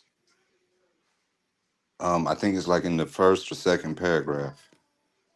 It's the last Yeah, sentence. little is known because it's never ratified a treaty between Great Britain and the Red State Creek and other refugee Native Americans unless recognized as Native American subjects to the Crown and defend them and their territory in the United States.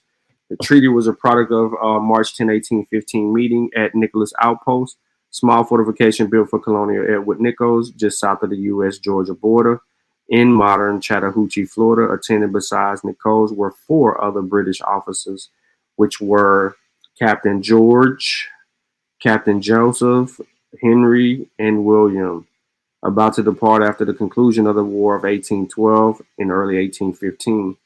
Representing the Native Americans were the Neamathala, Francis the Prophet, Peter McQueen, Thomas Perryman, his son William Perryman, and one of the other 30 others. The whole of what was about to become a new ethnicity, the Seminoles. So this is where they get the name the Seminoles. So Vino, you shaking your head. You got a problem. Man, they been because they was calling the black people, just like I said. I said nothing about black people, bro. Can I talk? Just like I said, they was calling the black people in Central America, South America, and in the Caribbean Cimarroons. No, bro. See there you go again. I'm saying that's where it comes. That's where the origin of the word come from in America. Do you know what year? Do you know when? Do you know where that word evolved from, bro? It evolved from back in like the 15. Matter of fact, back in the 14s, whenever just like I told y'all the last time, whenever they was running away from the work, whenever they was running away from the work, they was forcing them to work and they ran away, so they called them maroons. Hold on. Answer my question. And that was just a regular person. That could be a Spaniard. Are you saying that the word Cimarron is in the 1400s? I'm saying they labeled a particular group. What I'm saying, they labeled a particular group of black people called Cimarroons, and it was spelled SYERMORE. What? No, it wasn't. Yes, it was. It goes. Hold on, spell it again. Started with it. What is it? Hold on, let me just. It started with a SY instead of the CI. No, it was SY. It was SYREMORE.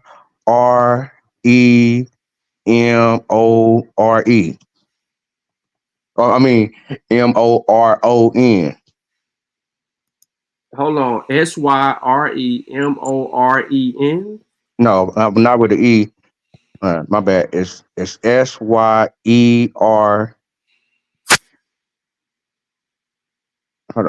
Hold on, man. Let me go. Yeah, man. But it's like I say, this is what they had gave the name to the black people that was in that area in Central America, in that Panama area. No. Time out. This is a. And that was back in the 15. And that was back in the 15. No. That was back with the 1548. No, stop. Go get the goddamn word. All right. Sean. I mean, I'm saying you gonna show it because you didn't even want to show it the last time. What you mean? Matter of fact, when I'm gonna tell you what to bring up, when I'm gonna tell you what book to bring up, I'm gonna tell you what book to bring up. All I asked you for was the spelling of the word, bro. Hey, Sean, how long you know me? For a long time, boss. I know he bullshitting. We all know he's full of shit. We know. My next question was gonna be, how long have you known this to be my favorite word and subject? Since I've known you. I'm saying it goes back. No. Okay. Listen. Okay. Listen, I'm bro. trying to tell you, man. That's where it started at, and then they had Florida labeled. I need you to get the correct spelling. Oh my God, this is crazy. Vino, don't run. You didn't even want to put up my last source. You ran from my last source. You said you weren't even speaking on it. How could I put up a YouTube video that because it's just like how you reading this shit right here. Just read it. Damn, my nigga. I asked you for the source so that I can read your source. I said, where did you get it, Vino? Listen, bro. Listen, I'm trying to tell you, man. That's where it started at, and then they had Florida labeled. I need you to get the correct spelling. Listen, Vino.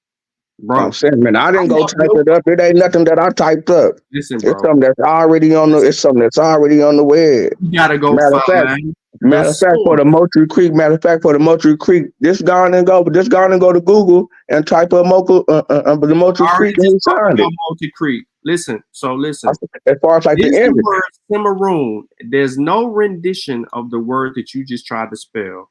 Okay, And let me. first thing that Okay, is let said, me go get that source. Let me go get that source now. Let me go get that source now. Okay, look, once I go get that source, then what? look at the very first thing, bro. It's Cimarrones before the 1570s. enslaved Africans who had escaped from the Spanish. We know this already. No, that's no. That didn't happen like Listen, that. listen. Hold on. Listen. I ain't gotta talk over you, bro. You fucking listen. Just look at the goddamn page, bro. Here got a word right here. I'm trying to be nice, bro. You try to spell a whole nother word, but look what this word says. Scholars believe the Spanish term cimarron comes from the Taino word cimarron, meaning wild, savage, gone astray. So while you were sitting here spelling some whole other freaking word, bro, It's in the book with Sir Francis Drake that was published in 1585. The book was published in 1586. Right, but you just sit here and said it was in the 1400s and you was wrong. It wasn't Because I'm telling you about the people that they talking about because it go back to Balboa. I'm telling you that the shit, man. Let me bring up the source, man. Hold on, because y'all need. I'm trying to tell First you, of I all, just ain't saying it for nothing, it man. don't even start in Panama. You're It not don't start telling in me nothing, Panama. bro. And it originally pertained to pigs and cattle that ran away. No, Yes, it did. Yes. You that can't was say just no. maroons. That was just maroons. Maroons Goddamn come source. later, and that's just the British rendition of saying Cimarron. Go get the source. Quit trying to wave and do all that other shit. Go get a link, put it in the back. You see how Vasa was putting shit in the private chat? I clearly put up whatever Vasa put in the back. Ain't nobody trying to look at no motherfucking screenshot of some shit you done put on a YouTube page with no words on it, and you think we finna use that? Ain't fucking scholarship. Where do you think you at, bro? And we could really bust this bubble with bringing up Panama and Drake, because if you want to talk about the Maroons there, you're going to find out that the one he's going to is literally taking an African name with him. Exactly. So the whole point of this, of him even saying that craziness, bro, is stupid. Because we have the evidence of the evolution of the word and the rendition in which it came. You tried to say SY, you ain't spell the shit right, bro. You ain't spell it right. I mean, like, come on, bro. What happened to this nigga? Fell off or something? But look where he ran us. He just ran us all over the place. Then started talking about they were black. No, they were black, all right. They were black because they were goddamn from Africa. Every argument you go to, Vino, you're coming back to Africa. Every word you use, every rendition of something you use, every correlation, Africa. To be even more specific, the Cimarrones in Panama were African slaves who abandoned their Spanish masters in the 16th century, yada, yada, yada, yada, yada, yada, yada. Baiano, a Mandinka man who had been enslaved and taken to Panama in 1552, led a rebellion that year against the Spanish in Panama. Who is he? Y'all done seen this before because we done already clicked on his name. Well, I have a while ago, but Baiano, also known as Balano or Vaiano, was an African enslaved by Portuguese who led the biggest slave revolt in the 16th century in Panama. He captured from the Yoruba community in West Africa. So he was Yoruba. Does that ring a bell, y'all? Y'all heard this before because it was brought up.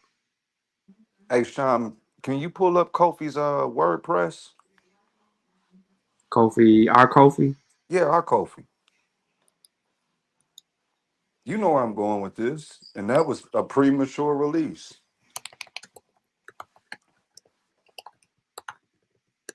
Mm. You can leave my name completely out of it, but it's on there. And you can just show the date to show how long we've been talking about it. And Baiano is in there. I gotta see if he still got the shit up. Because I think he moved a lot of stuff. Okay, that makes sense. Because he wasn't paying for it anymore. Mm. So, but let me make sure I ain't lying though. There's Baiano right there. Yeah. That picture right there, that's him. This yours right here. Should be. Yeah. So there you go. Cimarron Historical Survey of the Western Hemisphere, first African freedom fighters. That was how long ago, Sean? What was the date? 2018? October 19? 2019. Like Vino, ain't nobody trying to trick and play with you. We trying to help you along the way.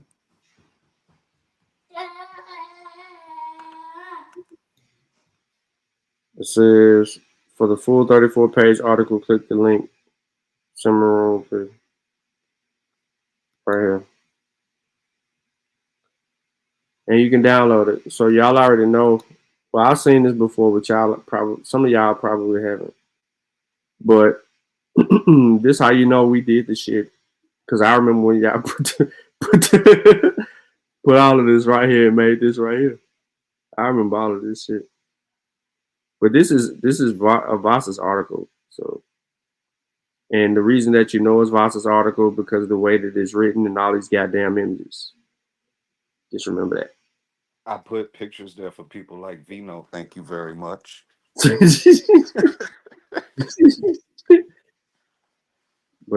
that image right there, if you go back up right on the page you on, right here, that's Mandinga. That's a depiction of Mandinga introducing Drake to the Pacific Ocean. That's what that's supposed to depict.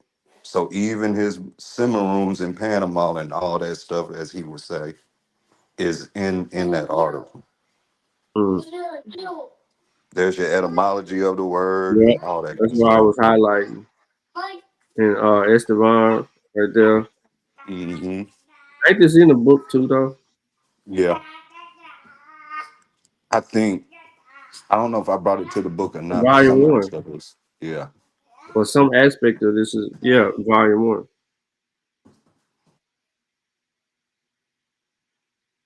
But it's right there. I'm gonna I skipped past page 8 because there's something on page 8 that I don't want nobody. Nah, I'm just playing.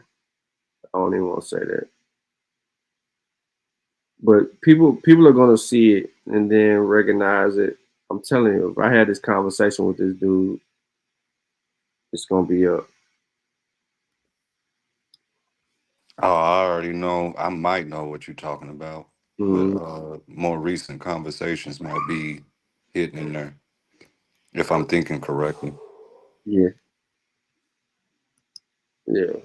Go to work. So I don't know what happened to Vino. I think he came in and fell off. How is it legit when you don't know the source? He don't know listen, this is a great question, but I'm just letting. All right, so listen, I repeat, I will not allow that type of to go down on this channel, bro. I'm not. You can't not meme me. I don't have no respect for that. Where did you get it? Let's go read it and let's put it in proper context and let's understand what the source is saying, not what you're saying, because I don't need you commentating. I know how to read, bro. I don't need no commentation. Period, point blank, whatsoever. And it's never personal with Sean. He attacked me at 3:00 in the morning one night. And I got to get up in 4 hours. Right. What the hell is this? What did you just put right here? I'm like, I don't even know yet, bro. Let me see. It's not personal. It He was, just it was his he picture. just he's just that dedicated to making sure our people get proper information. He just is. That's why I couldn't even take it personal. So yeah, I mean, I'm just throwing that out so the audience know that Yeah, and this was a Sean good takes it one too. serious. I'm surprised this shit's still up there. Man. Shout out to Kofi for keeping the WordPress up. Shit, cause I ended my shit. When Naya ended it, my shit was linked to Naya's and it got clipped.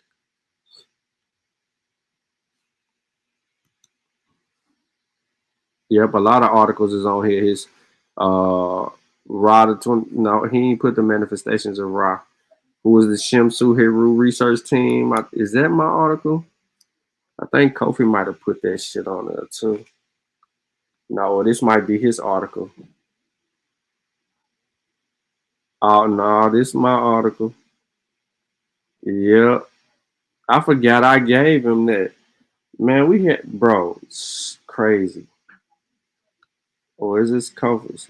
But hold on, man. Listen, I'm finna bring. Listen, I'm gonna bring Vino back. I'm gonna step away for a second, Vasa. You think you can manage this dude just for a second? To the best of my abilities. All right. I got children in autism. I think I can handle it. V note, you there?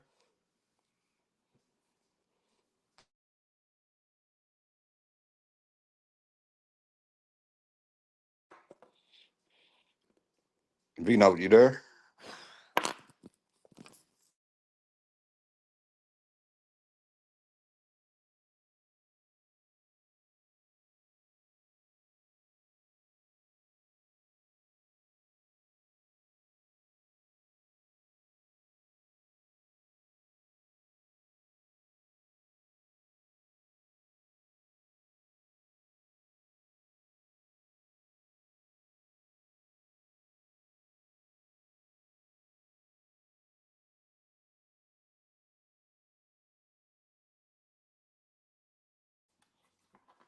I'm trying to navigate through two different sites from my phone. I gotta click over to see the YouTube. I believe there was a brother named Anthony in the chat that announced being new to this channel and was inquiring about what this channel teaches and promotes.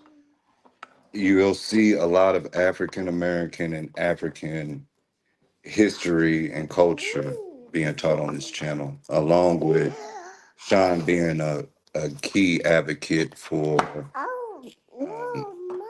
Y'all have to forgive me, I got my son with me. But science. Sean is very, very big on science, but this mainly teaches African history and culture, or African American history and culture. I'm gonna glance back and forth from here to YouTube and try to answer any questions I see in the chat as I can.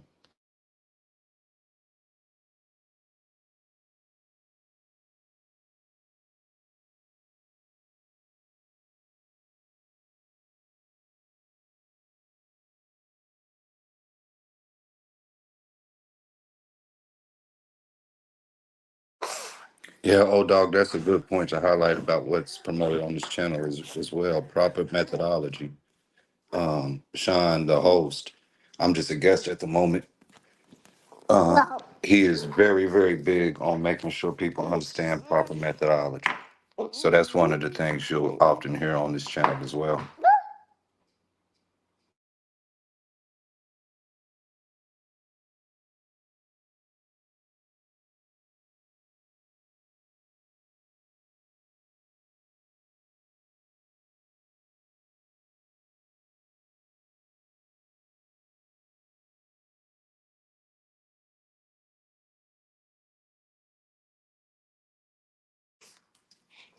If anybody is still out there watching and has any questions about what's been depicted tonight and discussed so far, if they have any questions on that they might want to type in or anything of that nature, I'll do my best to address those questions and keep there from being dead air until Sean gets back.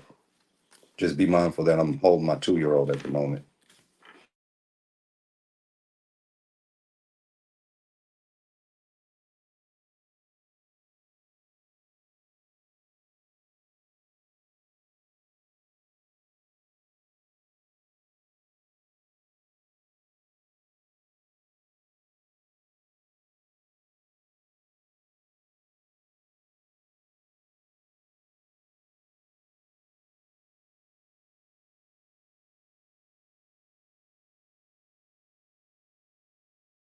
in with the notion of someone making the claim that there was once white slaves in the Americas and conflating that with indentured servitude. And then it spawned into a gentleman by the name of Vino and him proclaiming Aboriginal thought that there was always black people here, that quote unquote Native Americans are the actual black people, and people have been misclassified and we're not getting accurate history, and how he knows this because of his own intuitions, basically. And roughly the time you come in, we're talking about similar, the origin of that word, what it actually means, and how it ties into what we know today modernly as the Seminole tribe and our participation in the Seminole, or as I would like to call it, the Gullah Wars out in Florida. I hope that gives you a overall summary of today's conversation in a thorough way.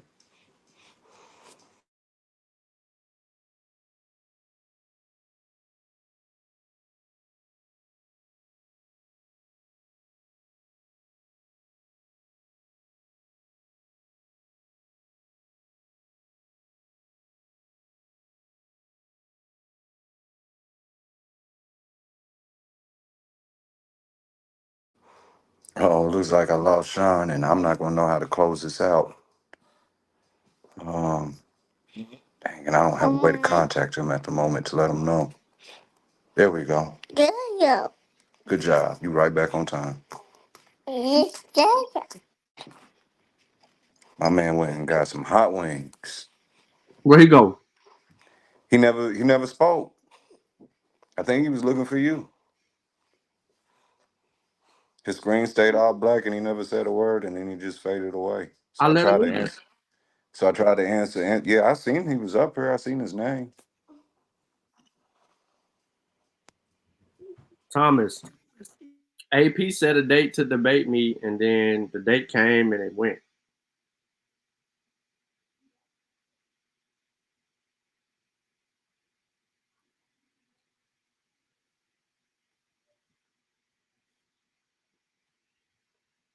So I don't know. But 1 second. I want to drill this point home real quick.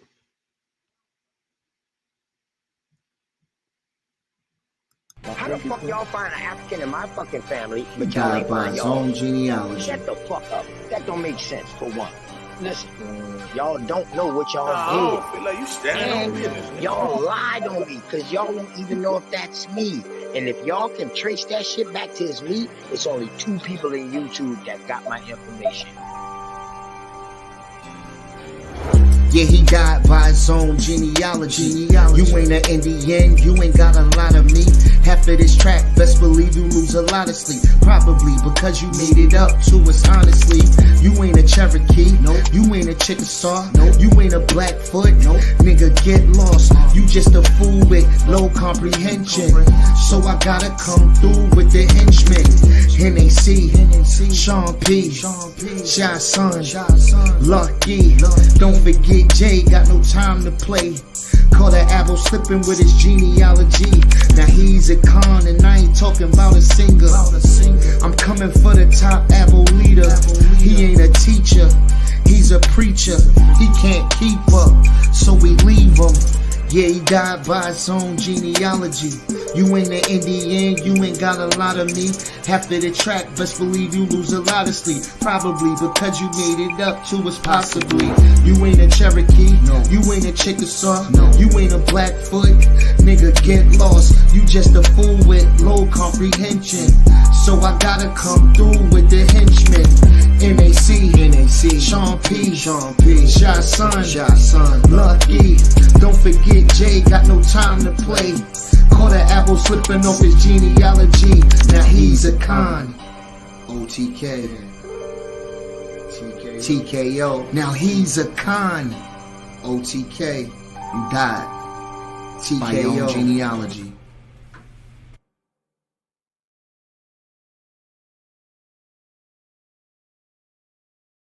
What happened to that boy?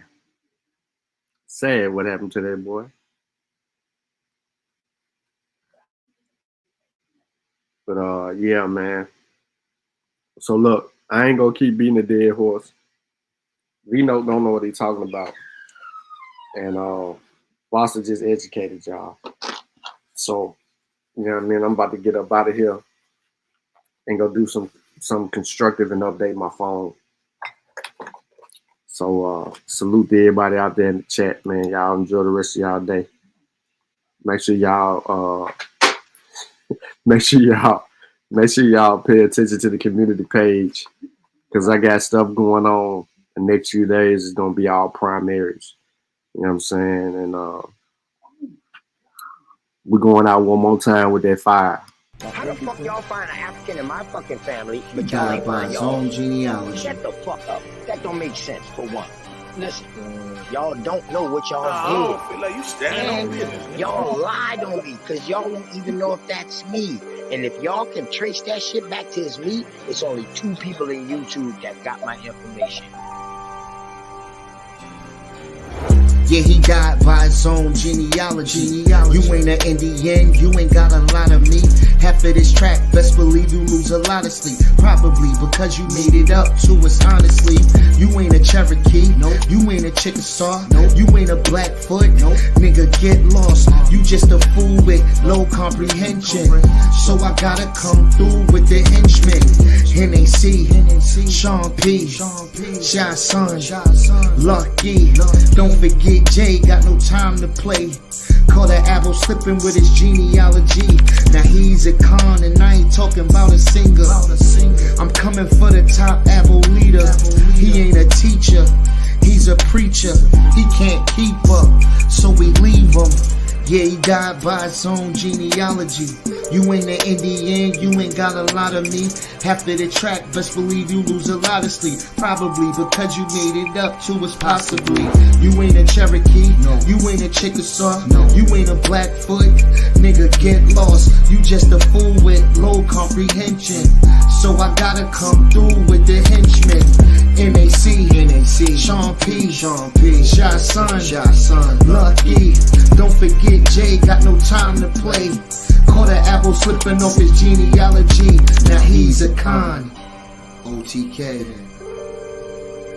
TKO. Now he's a con. OTK. You died. TKO. Genealogy.